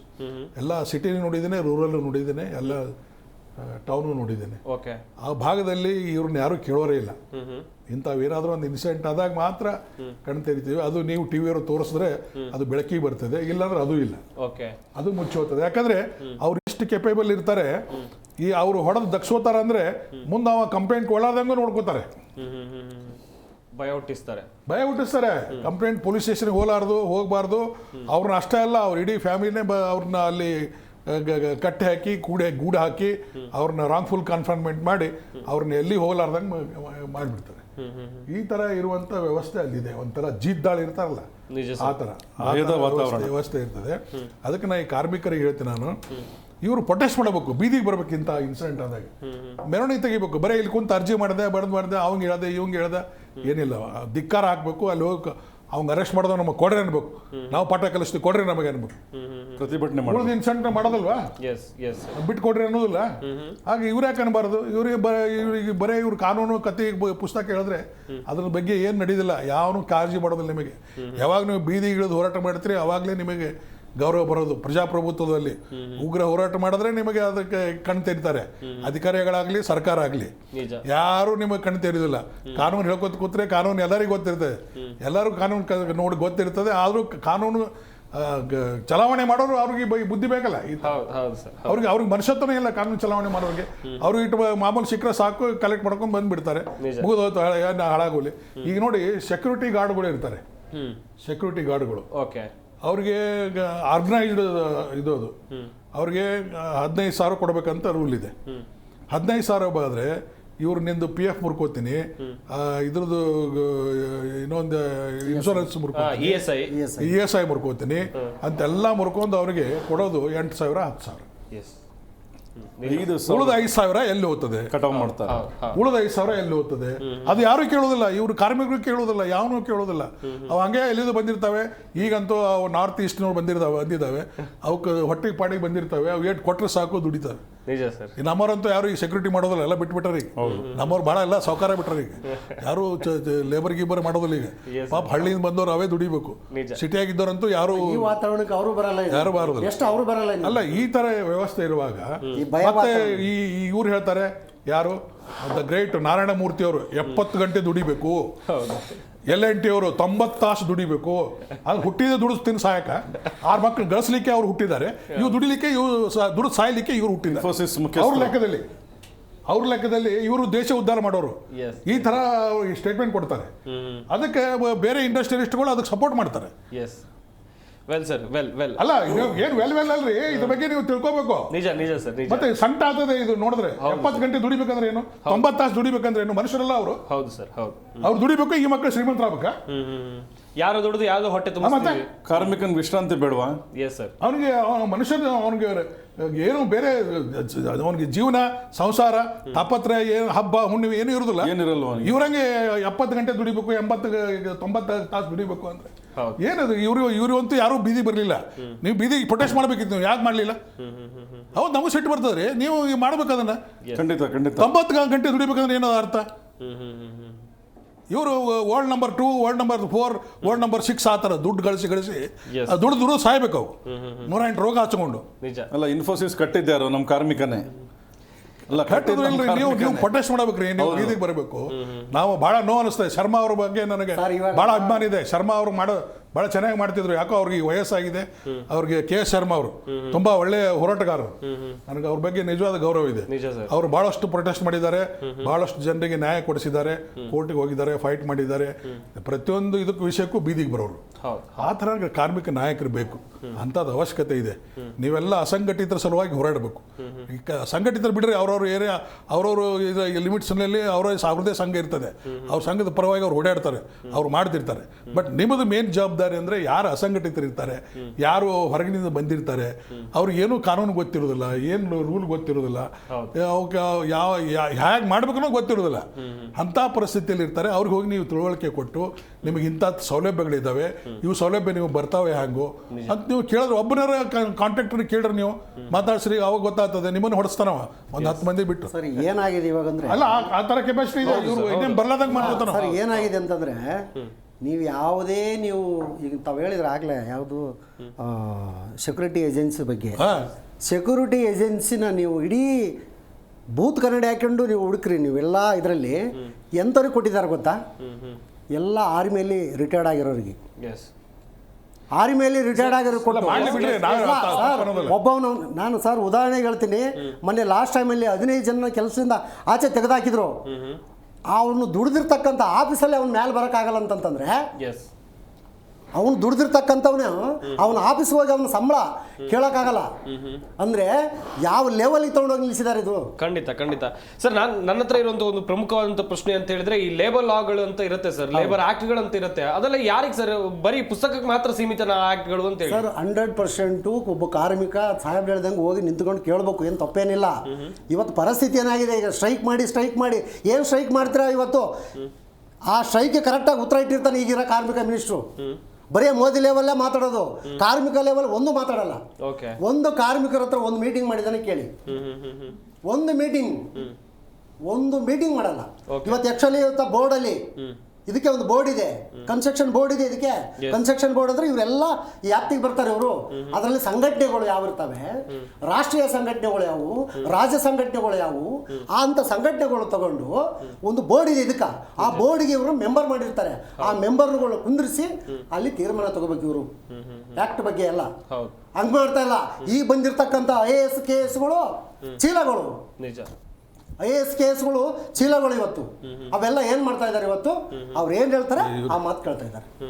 ಎಷ್ಟು ನೋವಾಗ್ತಾ ಇದೆ. ಇವತ್ತು ಯಾವುದೇ ನಿರ್ಧಾರ ತಗೋಬೇಕಾದ್ರೆ ಒಂದು ಕಾರ್ಮಿಕ ಸಂಘಟನೆಗಳು ಕೂಡಿಸ್ಬೇಕು, ಅದಕ್ಕೆ ಬೋರ್ಡ್ ಸದಸ್ಯರನ್ನು ಕೂಡಿಸ್ಬೇಕು, ಅಲ್ಲಿ ಕಮಿಟಿಗೆ ತೀರ್ಮಾನ ಮಾಡಿ ಫಾರಂ ಪ್ರಕಾರ ಹೋಗ್ಬೇಕು. ಅದನ್ನ ಮಾಡಕ್ ಸಾಧ್ಯನೇ ಇಲ್ಲ ಇವರು ಮಾಡೋದೇ ಇಲ್ಲ ಇವರು. ಈಗ ಕಾರ್ಮಿಕ ಇಲಾಖೆಯಲ್ಲೇ ಹೇಳ್ತೀನಿ ನಾನು, ಬೇರೆ ಯಾವುದು ಬೇಡ. ಕಾರ್ಮಿಕ ಇಲಾಖೆಯಲ್ಲಿ ನಾನು ಒಂದು 100 ಸಲ ಕೊಟ್ಟಿದ್ದೀನಿ. ಇಲ್ಲಿ 15 ಸಲ ನಾವು ಪ್ರತಿಭಟನೆ ಮಾಡಿದ್ದೀವಿ. ಫ್ರೀಡಂ ಪಾರ್ಕಲ್ಲಿ 15 ಸಲ ಮಾಡಿದ್ದೀವಿ. ಫ್ರೀಡಂ ಪಾರ್ಕಲ್ಲಿ ಕೂತ್ಕೊಂಡು ಸ್ಟ್ರೈಕ್ ಮಾಡಿದ್ದೀವಿ. ಬಹಳಷ್ಟು ಜನ ಕಾರ್ಮಿಕರು ಸೇರ್ತಾರೆ. ಕಾರ್ಮಿಕ ಮಿನಿಸ್ಟ್ರು ಯಾವತ್ತಿಗೂ ಬಂದು ಮನವಿ ತಗೊಳ್ಳಲ್ಲ. ಯಾರೋ ಒಬ್ಬರನ್ನು ಕಳಿಸ್ತಾನೆ, ಯಾರೋ ಒಬ್ರು ಬರ್ತಾರೆ ಮನವಿ, ಆ ಮನವಿ ತಗೊಂಡು ಎಲ್ಲ ಬಿಸಾಕ್ತಾರೆ. ಆಫೀಸರ್ಗಳು ಯಾರು ಬರಲ್ಲ. CEO, ಇದಕ್ಕಂತ CEO ಇದ್ದಾರೆ ಒಬ್ರು. CEO ಏನ್ ಕೆಲಸ ಅವ್ರದ್ದು? ಬರೀ ಅಲ್ಲಿರ್ತಕ್ಕಂಥ ಹಣನ ಯಾವ ಥರ ಪೋಲ್ ಮಾಡಬೇಕು, ಯಾವ ಥರನ ನಾವು ಖರ್ಚು ಮಾಡಬೇಕು, ಅದನ್ನ ಹೆಂಗೆ ಡೈವರ್ಟ್ ಮಾಡಬೇಕು ಅಂತ ಕೆಲಸ ಇವತ್ತು ಮಾಡ್ತಾ ಇದ್ದಾರೆ. ಕಾರ್ಮಿಕನ ದುಡ್ಡು ಒಟ್ಟು ಏನಂತಂದ್ರೆ ಒಂದು ಅನ್ಯಾಯ, ಈಗಿನ ಅಧಿಕಾರಿಗಳು ಯಾರು ಕೂಡ ಎಲ್ಲ ಅವರು ಅಡ್ಜಸ್ಟ್ಮೆಂಟ್ ಆಗಿ ಹೋಗಿರೋದು, ಎಲ್ಲ ಅಡ್ಜಸ್ಟ್ಮೆಂಟು. ಓಕೆ ನಾವೇನೇ ಇವ್ರಿಗೆ ಪ್ರತಿಭಟನೆ ಮಾಡಿದಾಗ ಆ ಪ್ರತಿಭಟನೆ 2013 ಕೇಳ್ತಾನೆ ಇದ್ದೀವಿ. ಮುತ್ತಿಗೆ ಹಾಕ್ತೀವಿ ಮನೆಗೆ, ಕಾರ್ಮಿಕ ಸಚಿವರು ಮನೆಗೆ ಮುತ್ತಿಗೆ ಹಾಕ್ತೀವಿ ಅಂದ್ರೆ ಇಲ್ಲೇ ಅರೆಸ್ಟ್ ಮಾಡ್ತಾರೆ ನಮ್ಮನ್ನ. ತಾವು ಎಷ್ಟೋ ಸಲ ಬಂದಿದ್ರಿ? ಖಂಡಿತ ಎಸ್. 3 ದಿವಸ ಹಗಲು ರಾತ್ರಿ ಕುತ್ಕೊಂಡಿದೀವಿ ನಾವು. ಫ್ರೀಡಂ ಪಾರ್ಕ್ ನಾವಿಲ್ಲಿ ಕುತ್ಕೊಂಡಿದ್ದೀವಿ. ಏನ್ ಮಾಡಿದ್ರು ನಮಗೆ? ಇವತ್ತು ಕಸ ಗುಡಿಸ್ಬೇಕಾದ್ರೆ ಮುಂದೆ ಒಂದು ದಿವಸ ಕಾಲ ಹೇಳುತ್ತೆ, ಇವತ್ತಲ್ಲ ನಾಳೆ ಮುಂದೆ ಒಂದಿನ ಕಾಲ ಹೇಳುತ್ತೆ. ಅವ್ರವ್ರ ಮನೆ ಮುಂದೆ ಅವರೇ ಗೂಡಿಸ್ಬಿಟ್ಟು ಅವರೇ ಒತ್ಕೊಂಡು ಹೋಗಿ ಬಿಸಾಕ್ಬೇಕು, ಆ ಕಾಲ ಬಂದೇ ಬರುತ್ತೆ. ವೆಲ್ ಸರ್, ವೆಲ್ ಶ್ರೀನಿವಾಸ್ ಅವರೇ, ಕಾರ್ಮಿಕರು ಅಂತ ಹೇಳಿದ್ರೆ ದೊಡ್ಡ ಶಕ್ತಿ. ಈ ಕಾರ್ಮಿಕರನ್ನ ಕಡೆಗಣಿಸುವಂತ ಕೆಲಸವನ್ನ ಸರ್ಕಾರ ಮಾಡ್ತಾ ಇದೆ ಅಂತ ಆರೋಪ. ಬೆಂಗಳೂರಿನಲ್ಲಿ ಸಾಕಷ್ಟು ಹೋರಾಟಗಳನ್ನ ಮಾಡಿದ್ದೀರಿ, ರಾಜ್ಯದ ಸಾಕಷ್ಟು ಕಡೆಗಳಲ್ಲಿ ನಿಮ್ಮ ಹೋರಾಟವನ್ನ ನಾವು ನೋಡಿದ್ದೇವೆ. ಆದ್ರೆ ಸರ್ಕಾರದಿಂದ ಸರಿಯಾಗಿ ಸ್ಪಂದನೆ ಯಾಕೆ ಸಿಗ್ತಾ ಇಲ್ಲ ನಿಮ್ಗೆ ಅಂತ ಹೇಳಿ? ಈಗ ಮೊನ್ನೆ ದೇವರಾಜ್ ಅವರು ಇಷ್ಟೊತ್ತು ತಮಗೆ ಸುದೀರ್ಘವಾಗಿ ಮಾತಾಡಿದ್ರು. ಕಾರ್ಮಿಕರ ಸಚಿವರು ನೀವು ಹೋಗಿ ನೇರವಾಗಿ ಮಾತಾಡಿದ್ರೆ ಅವ್ರು ತಗೊಳಕ್ ಯಾವುದೇ ಮನವಿ ತಗೊಳಕ್ಕೂ ರೆಡಿ ಇಲ್ಲ. ಅವರು ಹಾಗೆ ಅವ್ರದೇ ಒಂದು ವ್ಯವಹಾರಗಳಲ್ಲಿ ಅವರೇ ಒಂದು ವಹಿವಾಟುಗಳಲ್ಲಿ ಬ್ಯುಸಿ ಇರ್ತಾರೆ. ಆಯ್ತು, ಈಗ ನಾನು ಮಾಡ್ಬಿಡ್ತೀನಿ, ಮುಂದೆ ಅದನ್ನ ನಮಗೆ ತೊಂದರೆ ಆದರೆ ನಮಗೆ ಮಂಡಳಿಯಲ್ಲಿ ದುಡ್ಡು ಪೋಲಾದರೆ ಯಾರು ಬರ್ತಾರೆ ಅಂತ ಹೇಳಿ ಅದು ಉದಾಹರಣೆ ಮಾತುಗಳನ್ನು ಕೊಡ್ತಾರೆ. ಕಾರ್ಮಿಕರಿಗೆ ನೋಡಿ, ನಾನು ನಿಮ್ಗೆ ಆವಾಗಲೇ ಹೇಳಿದೆ, 19 ಬೇಡಿಕೆಗಳನ್ನ ನಾವು ಸರ್ಕಾರಕ್ಕೆ ಕೊಡ್ತಾ ಬರ್ತಾ ಇದ್ದೀವಿ. ಅದು ಯಾವುದು ಪರಿಗಣಿಸಿಲ್ಲ. ಈ ಸಲ ಮಾರ್ಚಲ್ಲಿ ಏನು ಸಿದ್ದರಾಮಯ್ಯ ಅವರು ಬಜೆಟ್ ಇಡ್ತಾರೆ, 1000 ಕೋಟಿ ಇದಕ್ಕೆ ಅಂತ ಎತ್ತಿಡಬೇಕು ಅಂತ. ಅದು ಎಲ್ಲೇ ತಿಟ್ಟಿದ್ದಾರೆ? ಕಾರ್ಮಿಕನಿಗೆ ಆ ಭಾಗ್ಯ ಈ ಭಾಗ್ಯ ಅಂತಾರೆ. ಈಗ ಹೆಣ್ಮಕ್ಳಿಗೆ ಉಚಿತ ಬಸ್ ಪಾಸ್ ಭಾಗ್ಯನ ಕೊಟ್ಟಿದ್ದಾರೆ. ಎಷ್ಟು ಪೋಲ್ ಆಗ್ತಾ ಇದೆ. ಸಾರಿಗೆ ಇಲಾಖೆ ಲಾಸಲ್ಲಿದೆ, ದುಡಿಯೋ ವರ್ಗ ಕೊಡಿ ಅಂತ ಕೊಡ್ತಾ ಇಲ್ಲ. ಈಗ ಕಾರ್ಮಿಕ ಇಲ್ಲಿಂದ ಆನೇಕಲ್ಲು, ಹೆಬ್ಬಾಳ ಆ ಕಡೆ ಹೋಗ್ಬೇಕಂದ್ರೆ ಒಂದು ಬಸ್ಸು ಒಂದು ದಿನಕ್ಕೆ ಎಷ್ಟಾಗುತ್ತೆ? 100 ರೂಪಾಯಿ ಬೇಕು. ಅದೇ ಒಂದು 4 ವಾರ ಅಲ್ಲೇ ಹೋಯ್ತಲ್ಲ, 1000 ರೂಪಾಯಿ ಅಲ್ಲೇ ಹೋಯ್ತು. ಅವ್ನು ಬರೋ ಕೂಲಿ 3,000 ರಿಂದ 4,000 ರೂಪಾಯಿ ಅಲ್ಲೇ 1,000 ಹೋದ್ರೆ ಅವ್ನ ಮನೆ ಬಾಡಿಗೆ ಹೆಂಗೆ ಕಟ್ತಾನೆ, ಸಂಸಾರ ಹೆಂಗೆ ನಿರ್ವಹಿಸ್ತಾನೆ? ಸರ್ಕಾರಕ್ಕೂ ನಾವು ಮನವಿ ಕೊಟ್ಟಿದ್ದೀವಿ, ಮೊನ್ನೆ ಸಚಿವರು ಅದನ್ನ ಗಮನಕ್ಕೆ ತಗೊಳ್ತಾ ಇಲ್ಲ. ಅವ್ರಿಗೆಲ್ಲ ದೊಡ್ಡ ಇಂಡಸ್ಟ್ರಿಗಳು, ದೊಡ್ಡ ಮಾಲೀಕರು ಅಂಥವ್ರು ಕರೆಸಿ ಚರ್ಚೆ ಮಾಡ್ತಾರೆ. ಅವ್ರವ್ರಿಗೆ ಎಲ್ಲಿ ಬೇಕೋ ಅಲ್ಲಿ ಚರ್ಚೆ ಮಾಡ್ತಾರೆ. ಇದಕ್ಕೆ ಅಂತ ನಮ್ಮ ಅಧ್ಯಕ್ಷರು ಇವರು ನಮ್ಮ ದೇವರಾಜ್ ಅವ್ರು ಏನು ಹೇಳಿದ್ರು, ಮಂಡಳಿ ಇದೆ, ಕಾರ್ಮಿಕರನ್ನ ಕರೆಸಿ, ಅದಕ್ಕೆ ಅಂತ ತಾವು ಸದಸ್ಯರು ಮಾಡಿರ್ತೀರಿ, ಬೋರ್ಡ್ ಮೆಂಬರ್ಗಳು ಮಾಡಿರ್ತೀರಿ, ಅವನ್ನೆಲ್ಲ ಕರೆಸಿ ಇಡೀ ಜಿಲ್ಲೆಯಲ್ಲಿ ಏನು ನಮ್ಮ ಸಾಹೇಬರು ಹೇಳಿದ್ರು, ಹೋರಾಟ ಮಾಡಿ. ನಾವು ಹೋರಾಟಕ್ಕೆ ಸದಾ ಸಿದ್ಧ. ಎಂತೆಂಥ ಹೋರಾಟ ಮಾಡಿ ನಾವು 4, 5, 10, 15 ಕೇಸ್ಗಳು ಹಾಕ್ಸ್ಕೊಂಡಿದ್ದೀವಿ, FIR-ಗಳಾಗಿದೆ ನಮ್ಮ ಮೇಲೆ. ಆಸ್ಪತ್ರೆಗಳಲ್ಲಿ ಉದ್ಘಾಟನೆ ಆಗಿರಲ್ಲ ಕಾರ್ಮಿಕರಿಗೆ. ಪ್ರತಿ ಜಿಲ್ಲೆಯಲ್ಲಿ ನಾವು ಕಾರ್ಮಿಕರಿಗೆ ಸಮುದಾಯ ಭವನ ಕಟ್ಟಿ ಅಂತ ಹೇಳಿ ಕಟ್ತಾ ಇದ್ದೀರಿ. ಎಲ್ಲಿದೆ? ಒಬ್ಬ ಕಾರ್ಮಿಕ ಒಂದು ಮಗುಗೆ, ತನ್ನ ಮಗಳಿಗೋ ತನ್ನ ಮಗನಿಗೆ ಮದುವೆ ಮಾಡ್ಬೇಕಂದ್ರೆ 2 ಲಕ್ಷ ಕಟ್ಟಬೇಕು ಸಮುದಾಯ ಭವನಕ್ಕೆ. ಎಲ್ಲಿಂದ ಕಟ್ತಾನೆ? ಹೋದ್ರೆ ಧರ್ಮಸ್ಥಳಕ್ಕೆ ಹೋಗ್ಬೇಕು, ಇಲ್ಲ ಸಿದ್ಧಗಂಗಾ ಮಠಕ್ಕೆ ಹೋಗ್ಬೇಕು, ಇಲ್ಲ ಅವ್ರ ಊರಲ್ಲಿ ದೇವಸ್ಥಾನದಲ್ಲಿ ಮಾಡಬೇಕು. ಮನೆ ಮುಂದೆ ಚಪ್ಪರ ಹಾಕಿ ಒಂದು 100 ಜನಕ್ಕೆ ಊಟ ಹಾಕ್ತಾನೆ. ಆ ಥರ ದುರ್ದೈವ ಪರಿಸ್ಥಿತಿ ಕಾರ್ಮಿಕನಿಗೆ ಬಂದಿದೆ. ಕಾರ್ಮಿಕ ಎಲ್ಲದಕ್ಕೂ ಬೇಕು, ಪ್ರತಿಯೊಂದು ಕೆಲಸಕ್ಕೂ ಬೇಕು. ಹೈವೇ ರೋಡ್ ಕೆಲಸಕ್ಕೂ ಕಾರ್ಮಿಕ ಬೇಕು. ಮನೆ ಕಟ್ಟಲಿಕ್ಕೆ ಕಾರ್ಮಿಕ, ಸಚಿವರು ಮನೆ ಕಟ್ಟಕ್ಕೆ, ವಿಧಾನಸೌಧ ಆಲ್ಟ್ರೇಷನ್ ಮಾಡೋಕ್ಕೂ ಕಾರ್ಮಿಕ ಬೇಕು. ಕಾರ್ಮಿಕನ ಎಲ್ಲಿ ನೀವು ನೋಡ್ತಾ ಇದ್ದೀರಿ? ಕಾರ್ಮಿಕನ್ ಏನು ಮಾಡ್ತಾ ಇದ್ದಾರೆ? ಎಲ್ಲ ಕೊಟ್ಟಿದ್ದೀವಿ, ಎಲ್ಲ ಥರ ನೀವು ಕೊಡ್ತಾ ಇದ್ದೀರಿ. ಯಾವ್ದು ಕೊಟ್ಟಿದ್ದೀರಿ? ಸರಿಯಾಗಿ ಯಾವುದು ಸಮರ್ಪಕವಾಗಿ ನಡೆಸಿದ್ರಿ ಹೇಳಿ. ಸರ್ಕಾರ ಇದ್ರ ಬಗ್ಗೆ ಎಚ್ಚೆತ್ತುಕೊಳ್ಳಲೇಬೇಕು, ಸರ್ಕಾರ ಗಮನ ಹರಿಸಲೇಬೇಕು. ಕಾರ್ಮಿಕರಿಗೆ ಸಾಕಷ್ಟು ಸಂಕಷ್ಟಗಳಿವೆ. ಕಾರ್ಮಿಕರು ಈಗಾಗಲೇ ಹೋರಾಟವನ್ನ ಮಾಡಿದ್ದಾರೆ, ಪ್ರತಿಭಟನೆಯನ್ನ ಮಾಡಿದ್ದಾರೆ. ಆದ್ರೆ ಅವರ ಕಷ್ಟಕ್ಕೆ ಧ್ವನಿಗೂಡಿಸುವಂತ ಕೆಲಸವನ್ನ ಸರ್ಕಾರ ಮಾಡಿದೆ ಅನ್ನೋದಾಗಿ ಕಾರ್ಮಿಕ ಸಂಘಟನೆಯವರು ಪ್ರಶ್ನೆಗಳನ್ನ ಕೇಳ್ತಾ ಇದ್ದಾರೆ. ಮಾಲ್ಗತ್ತಿ ಸರ್, ಕಂಡಿದ್ದು ಇಷ್ಟು, ಕಾಣದ್ದು ಸಾಕಷ್ಟಿವೆ. ಇಂಥ ಘಟನೆಗಳು ಸಾಕಷ್ಟು ಆಗ್ತಾ ಇವೆ. ಆದ್ರೂ ಕೂಡ ಧ್ವನಿ ಎತ್ತೋಕೆ ಒಂದಷ್ಟು ಜನ ಹಿಂಜರಿತಾ ಇದ್ದಾರೆ. ಇವರು ಹೇಗೆ ಸರ್ ಸಮಾಜದ ಮುನ್ನೆಲೆಗೆ ಬರಬೇಕು? ಮತ್ತೊಂದು ವಿಚಾರ ಅಂತ ಹೇಳಿದ್ರೆ, ಇಂಥ ಘಟನೆ ಅಂತ ಅಥವಾ ಇಂಥ ಕ್ರೈಮ್ಗಳನ್ನ ಮಾಡೋರಿಗೆ ಏನ್ ಶಿಕ್ಷೆ ಆಗ್ಬೋದು ಸರ್? ಇಲ್ಲ, ಅದು FIR ಮಾಡೋದು, ಅರೆಸ್ಟ್ ಮಾಡೋದು, ಕೋರ್ಟಿಗೆ ಚಾರ್ಜ್ ಶೀಟ್ ಕಳಿಸೋದು, ಅದು ಒಂದು ಮಾತು ಬೇರೆ. ಓಕೆ. ಬಟ್ ಇವರಿಗೆ ಗುಂಡಾ ಆ್ಯಕ್ಟ್ನಲ್ಲಿ ಅರೆಸ್ಟ್ ಮಾಡಬೇಕು. ಈ ಥರ ಮಾಡೋದು ಭಯೋತ್ಪಾದನೆಯನ್ನು ಕ್ರಿಯೇಟ್ ಮಾಡ್ತಾರೆ. ಓಕೆ, ಭಯ ಹುಟ್ಟಿಸ್ತಿದೆ ಕಾರ್ಮಿಕರಲ್ಲಿ. ಹೌದು, ಯಾರು ದುಡ್ಕೊಂಡು ತಿನ್ನೋರಿಗೆ ಒಂಥರ ಭಯ ಹುಟ್ಟಿಸುವಂತ ಕೆಲಸ ಮಾಡೋದು. ನಿಜ ಸರ್. ಇದು ಬಹಳ ಘೋರವಾದ ಅಪರಾಧ ಅಂತ ಪರಿಗಣಿಸಬೇಕು ನಮ್ಮ ಪೊಲೀಸರನ್ನು. ಅವ್ರ ಮೇಲೆ ರೌಡಿ ಶೀಟ್ ಓಪನ್ ಮಾಡಬೇಕು, ಅವ್ರ ಮೇಲೆ ಕಾನೂನು ಇನ್ನೂ ಗುಂಡಾ ಆ್ಯಕ್ಟ್ನಾಗೂ ಅರೆಸ್ಟ್ ಮಾಡಬೇಕು. ಅಂದ್ರೆ ಅವ್ರು ಹಾದಿಗೆ ಬರ್ತಾರೆ. ಸುಮ್ಮನೆ ಇದು ಕೇಸ್ ಹಾಕಿಬಿಟ್ರೆ ಬರೋದಿಲ್ಲ. ಅಟೆಂಪ್ಟ್ ಮಾಡಿದ್ರೆ ಕೇಸ್ ಬುಕ್ ಮಾಡಬೇಕು. ಅಂದಾಗ ಅವ್ರಿಗೆ ಸರಿಯಾಗಿ ಜೈಲ್ನಾಗ ಒಂದು 3 ತಿಂಗಳು ಬಂದರೆ ಅದು ಉಳಿದೋರಿಗೆ ಸುದ ಲೆಸನ್ ಆಗಬೇಕು. ನಾವು ಈ ಥರ ಮಾಡೋದ್ರಿಂದ ಪೊಲೀಸರು ಈ ಥರ ಮಾಡ್ತಾರಪ್ಪ ಅನ್ನುವಂಥ ಭಯ ಕ್ರಿಯೇಟ್ ಆಗಬೇಕು. ಮೆಸೇಜ್ ಹೋಗ್ಬೇಕು, ಎಲ್ಲರಿಗೂ ಮೆಸೇಜ್ ಹೋಗ್ಬೇಕು. ಆ ಥರ ಆ್ಯಕ್ಷನ್ ತೊಗೋಬೇಕು. ನಾವು ಕಾನೂನು ಕ್ರಮ ತಗೋತೀವಿ ಅಂದರೆ FIR ಮಾಡದೆ ಅರೆಸ್ಟ್ ಮಾಡಿ ಕೋರ್ಟಿಗೆ ಕಳಿಸಿದೆ ಮುಗಿತು. ಹೇಳೋದು ಕಠಿಣ ಕ್ರಮ ಅವ್ರ ಮೇಲೆ ತಗೊಳ್ಬೇಕು, ಕಠಿಣ ಕ್ರಮ. ಮಾನವೀಯತೆ ದೃಷ್ಟಿ ನೋಡ್ರಿ ಹ್ಯಾಂಗ್ ಹೊಡಿತಾರೆ, ನಮಗೆ ಸಿಟ್ಟು ಬರ್ತದೆ ನೋಡಿದ್ರೆ. ಮಾಡಬಾರ್ದು, ಯಾರು ಮಾಡಬಾರ್ದು. ಏನಾದ್ರೂ ಮನುಷ್ಯತ್ವ ಇದ್ದವ್ರು ಮಾಡ್ತಾರ ಆ ಥರ? ಹೌದು ಸರ್, ಹೌದು. ಏನ್ ತಪ್ಪು ಮಾಡಿದಾರಂತ ಆ ಥರ ಹೊಡೆಯೋದು ಅವನಿಗೆ? ಈ ಶಿಕ್ಷೆ ಮುಂದೊಂದು ಪಾಠ ಆಗ್ಬೇಕು, ಮಾಡಬೇಕು. ಈಗ ನೋಡಿ ನಮ್ಮವರು ಈಗ ನೋಡಿ ರಾಜ್ಯದಲ್ಲಿ 3-4 ಕಡೆ ದರೋಡೆಗಳಾದವು. ಹೌದು, ದರೋಡೆಗಾದು ಜನ ಭಯ ಪಡ್ತಾರೆ ಈ ಥರ ಆಗೋದ್ರಿಂದ. ಈಗ ಯಾರು ದರೋಡೆ ಕೊಡ್ತಾರೆ, ಈಗ ಅರೆಸ್ಟ್ ಮಾಡಿದ್ರಲ್ಲ, 1-2 ಎನ್ಕೌಂಟರ್ ಮಾಡ್ರಿ ಸೊಳ ಮಕ್ಕಳಿಗೆ. ನಿಜ. ಇನ್ನೇನು ಈ ಕರ್ನಾಟಕ ಸ್ಟೇಟಿಗೆ ಬರೋದಿಲ್ಲ ಅವರು. ಹೌದು ಸರ್, ಹೌದು. 1-2 ತೆಗೆದ್ರೆ ಕರ್ನಾಟಕ ಸ್ಟೇಟಿಗೆ ಕಾಲಿಡೋದಲ್ಲ. ಬೇಡಪ್ಪ ಉದರ್ ಗಯತೋ ಗೋಲಿ ಮಾಡ್ತಾಯ ನೋಡಿ, ಆಂಧ್ರ ಅಲ್ಲಿ ಅಂತ ಭಯ ಬರಬೇಕು. ಆ ಭಯ ಹುಟ್ಟಿಸೋ ಕೆಲಸ ಪೊಲೀಸರು ಮಾಡಬೇಕು. ನಿಜ ನಿಜ ಸರ್. ಇಲ್ಲಾಂದ್ರೆ ಯಾರು ಬರೋದಿಲ್ರಿ. ಈಗ ನೋಡಿ ನಾವೆಲ್ಲ ಇನ್ಸ್ಪೆಕ್ಟರ್ಗಳು ಇದ್ದಾಗೆ ನಮ್ಮ ಏರಿಯಾದಾಗ ಯಾವನ ರೌಡಿಸಮ್ ಮಾಡ್ದ ಬಿಡೋದು, ಬೇಡಪ್ಪ ಸಾಹೇಬ್ ಭಾಳ ಕೆಟ್ಟದನ, ಅಲ್ಲಿ ಹೋಗೋದು ಬೇಡ, ಅವನ ಏರಿಯಾ ಬೇಡ ಬಿಡು, ಅಲ್ಲಿ ಹೋಗೋದು ಬೇಡ ಅಂತಿದ್ವು. ನಮ್ಮ ಏರಿಯಾ ಬಿಟ್ಟು ಹೋಗೋರು. ಆ ಥರ ಕ್ರಮ ತಗೊಂಡ್ರೆ ಈ ರಾಜ್ಯನೇ ಬಿಟ್ಟು ಹೋಗ್ಬೇಕು. ಹೌದು ಸರ್. ರಾಜ್ಯದಲ್ಲಿ ಕಾಲಿಡಬೇಕಾದ್ರೆ 10 ಸಲ ಯೋಚನೆ ಮಾಡೋದು.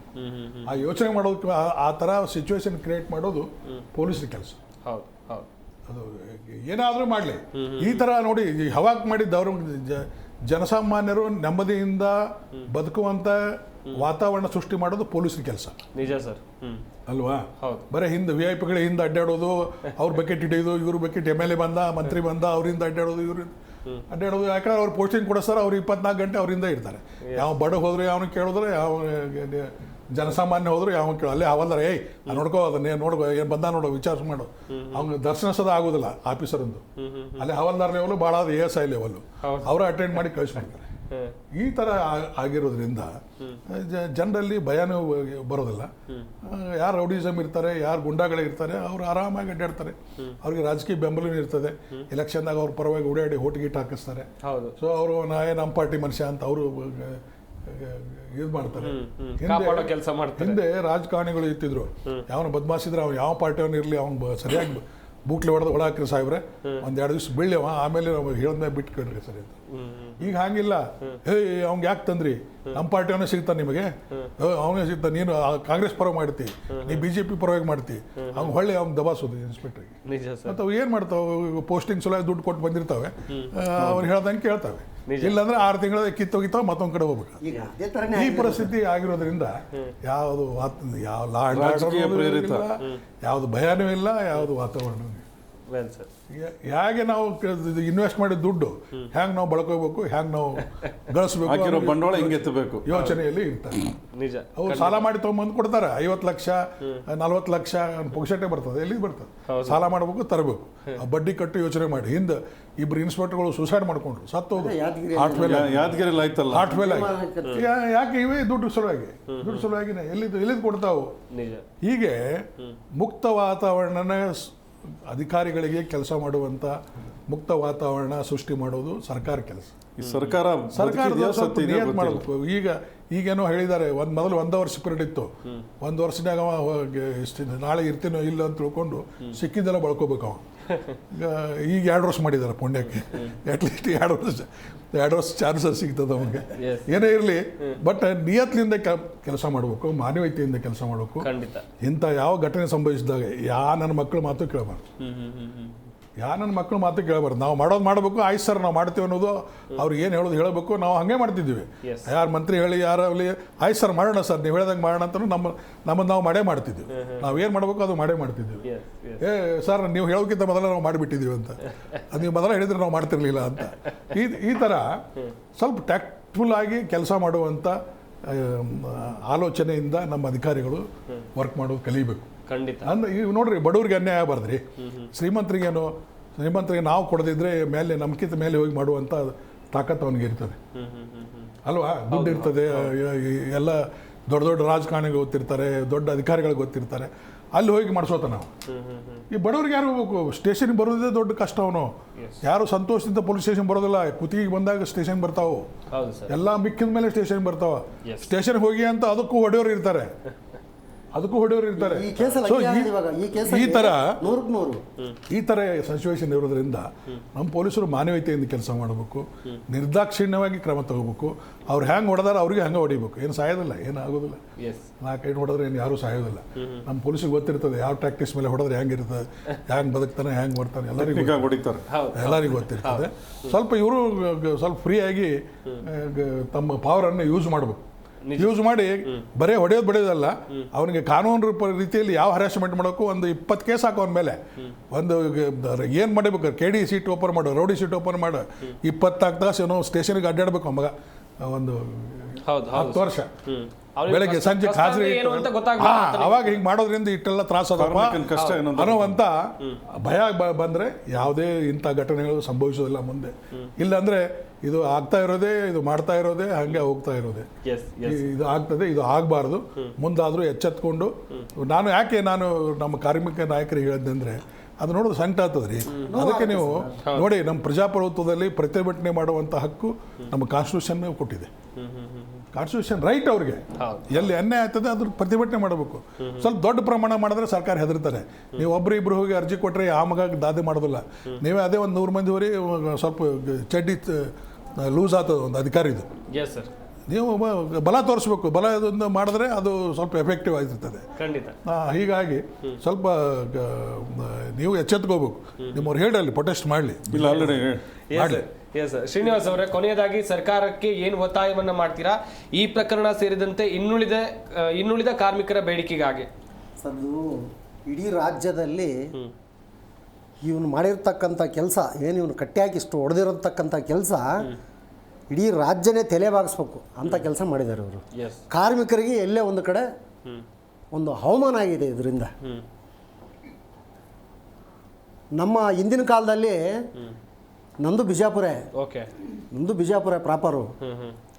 ನಾವು ಬೆಂಗಳೂರಿಗೆ ಬರ್ಬೇಕಾದ್ರೆ 30 ವರ್ಷದಿಂದ ಭಯ ಇರಲಿಲ್ಲ. ಇವತ್ತು ಭಯ ಆಗ್ತಾ ಇದೆ. ಇದೆಲ್ಲ ನೋಡ್ತಾ ಇದ್ರೆ ಇವತ್ತು ಭಯ ಆಗ್ತಾ ಇದೆ. ಮುಂದೆ ಇಲ್ಲಿ ಏನೇನು ಆಗ್ತಾ ಇದ್ದಾವೆ, ಎಷ್ಟು ಅಪಾರ್ಟ್ಮೆಂಟ್ಗಳಲ್ಲಿ ಏನಾಗ್ತದೆ, ಬಿಲ್ಡಿಂಗ್ಗಳಲ್ಲಿ ಏನಾಗುತ್ತೆ, ಫ್ಯಾಕ್ಟ್ರಿಗಳಲ್ಲಿ ಏನಾಗುತ್ತೆ, ಎಲ್ಲ ಬೋರ್ಡ್ಗಳಿದಾವೆ. ಇದಕ್ಕೆ ESI ಬೋರ್ಡ್ ಇದೆ, ಲೇಬರ್ ವೆಲ್ಫೇರ್ ಬೋರ್ಡ್ ಇದೆ, ಕಾರ್ಮಿಕ ಇಲಾಖೆ ಇದೆ. ಸೊ ಎಲ್ಲ ಲೇಬರು ಎಲ್ಲ ಇದ್ದರೂ ಕೂಡ ಇಂಥ ಅನ್ಯಾಯ ನಡೀತದೆ ಅಂತಂದಾಗ ಭಯ ಹುಟ್ಟಿಸೋಂಥ ಕೆಲಸ ಇವ್ರು ಮಾಡಿದ್ದಾರೆ. ಅವರಿಗೆ ಕಠಿಣವಾದ ಶಿಕ್ಷೆ ಅವ್ರಿಗೆ ಆಗಲೇಬೇಕು. ನಾವು ಕೂಡ ನಮ್ಮ ರಾಷ್ಟ್ರೀಯ ಯೂನಿಯನ್ಗಳು ಭಾಳಷ್ಟು 9 ರಾಷ್ಟ್ರೀಯ ಯೂನಿಯನ್ಗಳು ಇದ್ದಾವೆ ರಾಜ್ಯದ. ಅಲ್ಲಿ ಮೂಲೆ ಕೂಡ ನಮ್ಮ ಕಾರ್ಮಿಕ ಸಂಘಟನೆಗಳು ಇದ್ದಾವೆ. ಸೊ ಅವ್ರಿಗೆ ಕೂಡ ತಮ್ಮ ಮುಖಾಂತರ ಕೂಡ ನಾನು ಕೇಳ್ಕೊತಾ ಇದ್ದೀನಿ, ಏನು ನೀವು ರಾಜಕೀಯ ಮಾಡೋಕೆ ಹೋಗ್ಬೇಡಿ ದಯವಿಟ್ಟು. ಈ ವಿಚಾರದಲ್ಲಿ ಒಂದೊಂದು ರಾಷ್ಟ್ರೀಯ ಪಕ್ಷಗ ಒಂದೊಂದಕ್ಕೂ ಹೋಗಿದ್ದಾವೆ. ಒಂದೊಂದು ರಾಷ್ಟ್ರೀಯ ಸಂಘಟನೆಗಳು ಒಂದೊಂದು ಪಕ್ಷಕ್ಕಿದ್ದಾವೆ. ಈ ಸಂದರ್ಭದಲ್ಲಿ ಕೂಡ ಅದನ್ನು ನೀವು ಯಾರು ಕೂಡ ಅದನ್ನು ನೀವು ರಾಜಕೀಯವಾಗಿ ತಗೋಬೇಡಿ. ಇದಕ್ಕೆಲ್ಲರೂ ಕೈ ಜೋಡಿಸ್ಬೇಕು. ತಾವುಗಳು ಎಲ್ಲರೂ ರಾಜ್ಯದ ಆಗಲೇ ಸಾಹೇಬ್ರು ಹೇಳಿದ್ರು, ಒಳ್ಳೆ ಆಡಳಿತ ಮಾಡೋಂಥ ಒಬ್ಬ ಕಾರ್ಮಿಕ ಸಚಿವ ಕಾರ್ಮಿಕನಾಗಿರ್ಬೇಕು.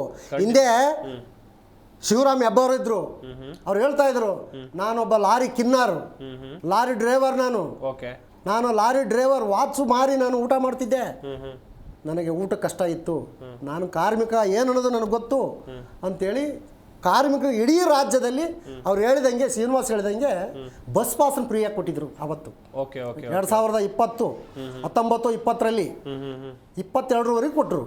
ಯಾವಾಗ 23 ಸರ್ಕಾರ ಬಂತಿದ್ದು ಎಲ್ಲ ನಿಲ್ಲಿಸ್ಬಿಟ್ರು, ದುಡಿಯೋ ವರ್ಗಕ್ಕೆ ಕೊಡಲಿಲ್ಲ. ಸೊ ಹಾಗಾಗಿ ಎಲ್ಲಿ ದುಡಿಯೋ ವರ್ಗಕ್ಕೆ ನೀವು ಅನ್ಯಾಯ ಮಾಡ್ತೀರಿ, ಇದಕ್ಕೆ ಕಾರ್ಮಿಕ ಮಿನಿಸ್ಟರ್ ಎಂಥವ್ರು ಇರ್ಬೇಕಂದ್ರೆ ಕಾರ್ಮಿಕರ ಬಗ್ಗೆ ಗೊತ್ತಿದ್ದವ್ರು ಇದ್ರೆ ಇವತ್ತು ನಾವು SK ಕಾಂತ್ ನೆನೆಸ್ತೀವಿ. ಇವತ್ತು ಗುಲ್ಬರ್ಗ ಸರ್, ಗುಲ್ಬರ್ಗದವರು SK ಕಾಂತ್ ಕಾರ್ಮಿಕ ಸಚಿವರಾಗಿದ್ರು. ಶ್ರೀನಿವಾಸ್ ಅವರೇ, ಕೊನೆಯದಾಗಿ ಏನು ಹೇಳ್ತೀರಾ? ಸರ್ಕಾರದ ಮುಂದೆ ಏನು ಬೇಡಿಕೆ ಹೇಳ್ತೀರಾ? ಚುಟುಕಾಗಿ ಹೇಳ್ತಾ ಹೋಗೋದಾದ್ರೆ ಸರ್ಕಾರಕ್ಕೆ ನಾನು ಒಂದೇ ಹೇಳೋದು, ಇವರಿಗೆ ಕಠಿಣವಾದ ಶಿಕ್ಷೆ ಕೊಡಬೇಕು. ಏನು ನಮ್ಮ ಮಾಲತಿ ಸಾಹೇಬ್ರು ಹೇಳಿದ್ರು, ಅವರಿಗೆ ಗೂಂಡಾ ಆ್ಯಕ್ಟ್ ಹಾಕಿ ಅವ್ರಿಗೆ ಕಠಿಣ ಶಿಕ್ಷೆ. ನಾನು ಅದು ಮಾಡ್ತೀನಿ, FRI ಹಾಕ್ತೀನಿ, ಇಲ್ಲ ಅಲ್ಲಿ ಲೋಕಲ್ ಇವರು ಮಾಲೀಕರು ಅಡ್ಜಸ್ಟ್ಮೆಂಟ್ ಮಾಡಿ ಡಿಪಾರ್ಟ್ಮೆಂಟಲ್ಲಿ ಇದ್ದುಬಿಡ್ತಾರೆ. ಅದಕ್ಕೆ ನಾವು ಯಾವುದಕ್ಕೂ ಬಗ್ಗಲ್ಲ. ನಮ್ಮದು ಇಡೀ ತಂಡ ಇದೆ ಅಲ್ಲಿ ಬಿಜಾಪುರಲ್ಲಿ. ನಾಳೆನೇ ಪ್ರತಿಭಟನೆಗೆ SP ಕಚೇರಿ ಮುಂದೆ ಹೋಗ್ತಾ ಇದ್ದಾರೆ, ಮತ್ತು ಕಾರ್ಮಿಕ ಇಲಾಖೆ ಮುಂದೆನೂ ಇರ್ತಾರೆ. ಉಗ್ರವಾದ ಪ್ರತಿಭಟನೆ ಮಾಡ್ತೀವಿ. ಮುಂದೆ ಇದು ಯಾವುದೇ ಜಿಲ್ಲೆಯಲ್ಲಿ ಈ ಥರ ಆಗಬಾರ್ದು ಅಂತೇಳಿ ನಮ್ಮ ಕಾರ್ಮಿಕ ಒಕ್ಕೂಟಗಳು ನಾವೆಲ್ಲ ನ್ಯಾಯ ಸಿಗುತ್ತೆ ಅನ್ನೋ ನಂಬಿಕೆ ಇದೆ. ಖಂಡಿತ ಸಿಗಲೇಬೇಕು, ಸಿಗೋವರೆಗೂ ಹೋರಾಡ್ತೀವಿ. ತಮ್ಮ ಮಾಧ್ಯಮ ಮುಖಾಂತರ ಏನು ತಮ್ಮ ಮಾಧ್ಯಮಗಳಿದೆ ಅದನ್ನು ತಾವು ವಿತರಿಸಬೇಕು. ಇದನ್ನ ಕಠಿಣ ಶಿಕ್ಷೆ ಅವ್ರಿಗೆ ಆಗಲೇಬೇಕು. ಅವ್ರಿಗೇನು ಇದು ನಮ್ಮ ಕಾರ್ಮಿಕರಿಗೆ ನೋವು ಮತ್ತು ಹಾಸ್ಪಿಟಲ್ ಅಡ್ಮಿಟ್ ಆಗಿದೆ, ಸಂಪೂರ್ಣ ಖರ್ಚು ವೆಚ್ಚಗಳು ಸರ್ಕಾರ ಮತ್ತೆ ಮಾಲೀಕ ಇಬ್ಬರು ಭರಿಸಬೇಕು. ನಾನು DC ಅವರಿಗೆ ಹೇಳಿಕ್ಕೆ ಇಷ್ಟಪಡ್ತೇನೆ, ಅವ್ನ ಲೈಸೆನ್ಸ್ ಕ್ಯಾನ್ಸಲ್ ಮಾಡಬೇಕು. ಫಸ್ಟ್ ಅವನದೇನು ಇಟ್ಟಿಗೆ ಗೂಡಿನ ಲೈಸೆನ್ಸ್ ಇದೆ, ಆ ಲೈಸೆನ್ಸ್ ಅನ್ನ ಪರ್ಮಿಟ್ ಸಸ್ಪೆಂಡ್ ಮಾಡಬೇಕು. ಲೈಸೆನ್ಸ್ ಅಂದ್ರೆ ಇದರಿಂದ ಸಸ್ಪೆಂಡ್ ಮಾಡಬೇಕು. ರಿನ್ಯೂವಲ್ ಮಾಡಿರಲ್ಲ ಲೈಸೆನ್ಸ್ ಕ್ಯಾನ್ಸಲ್ ಮಾಡಬೇಕು. DC ಬಿಜಾಪುರ DCಗೂ ನಾವು ಮನವಿ ಸಲ್ಲಿಸ್ತೀವಿ. ವೆಲ್ ಗಮನಿಸಿದ್ರೆ ವೀಕ್ಷಕರೇ, ಒಂದ್ ಕಡೆಯಲ್ಲಿ ಕಾರ್ಮಿಕರು ಎದುರಿಸ್ತಾ ಇರುವಂತ ಸಂಕಷ್ಟಗಳು ಏನೇನು ಅಂತೇಳಿ ನಮ್ಮ ಈ ಚರ್ಚಾ ಕಾರ್ಯಕ್ರಮದಲ್ಲಿ ಭಾಗಿಯಾದಂಥ ಶ್ರೀನಿವಾಸ್ ಅವರು, ದೇವರಾಜ್ ಅವರು, ಹಾಗೇನೆ ಬಸವರಾಜ್ ಮಾಲಗತ್ತಿ ಸರ್, ನಿವೃತ್ತ ಹಿರಿಯ ಪೊಲೀಸ್ ಅಧಿಕಾರಿ, ಎಲ್ರಿಗೂ ಕೂಡ ಧನ್ಯವಾದಗಳು. ಯಾವ ರೀತಿಯಾದಂಥ ಸಂಕಷ್ಟವನ್ನು ರಾಜ್ಯದಲ್ಲಿ ಕಾರ್ಮಿಕರು ಎದುರಿಸ್ತಾ ಇದ್ದಾರೆ ಅನ್ನುವಂಥದ್ದಾಗಿ ನೀವೆಲ್ಲರೂ ಕೂಡ ನೋಡಿದ್ರೆ ವೀಕ್ಷಕರೇ, ಒಂದ್ ಕಡೆಯಲ್ಲಿ ವಿಜಯಪುರದಲ್ಲಿ ಆಗಿರುವಂಥ ಘಟನೆ ತುಂಬಾ ಖಂಡನೀಯ. ಈ ಬಗ್ಗೆ ಸಾಕಷ್ಟು ಜನಾಕ್ರೋಶ ವ್ಯಕ್ತವಾಗ್ತಾ ಇದೆ. ಈ ರೀತಿಯಾದಂಥ ಯಾವುದೇ ಘಟನೆಗಳು ನಮ್ಮ ರಾಜ್ಯದಲ್ಲಿ ನಡಿಬಾರ್ದು. ಹೊಟ್ಟೆಪಾಡಿಗಾಗಿ ಒಂದೂರಿನಿಂದ ಇನ್ನೊಂದೂರಿಗೆ ಹೋದಂಥ ಕಾರ್ಮಿಕ ಸುರಕ್ಷಿತವಾಗಿ ಇರಬೇಕು, ಆತ ಕೆಲಸ ಮಾಡಿದ್ದಕ್ಕೆ ತಕ್ಕ ಸಂಬಳ ಸಿಗಬೇಕು, ಆತನಿಗೆ ಯಾವುದೇ ಸಮಸ್ಯೆ ಆಗಬಾರ್ದು ಎನ್ನುವುದಾಗಿ ನಮ್ಮ ಕಳಕಳಿ. ಇದಾಗಿತ್ತು ಇವತ್ತಿನ ಚರ್ಚಾ ವಿಷಯ. ನೋಡ್ತಾರೆ ಜಿ ಕನ್ನಡ ನ್ಯೂಸ್, ಸತ್ಯವೇ ಸುದ್ದಿಯ ಜೀವಾಳ. ಜಿ ಕನ್ನಡ ನ್ಯೂಸ್ ಈಗ ನಿಮ್ಮ ಮನೆಯಲ್ಲೇ ನೋಡಿ. ಎಲ್ಲ ಕೇಬಲ್ಗಳಲ್ಲಿ ಈಗ ಲಭ್ಯ. Sun Direct 292, Jio TV 1334, U Digital 162, City Cable 51, GTPL 17, Abhishek Cables 821, Rock Line Telecommunication 51, Shri Basaveshwara number 60, Vinayaka Digital number 53, In Digital number 896ರಲ್ಲಿ. ನಿಮ್ಮಿಷ್ಟದ ಜಿ ಕನ್ನಡ ನ್ಯೂಸ್ ನೋಡಿ ಆನಂದಿಸಿ.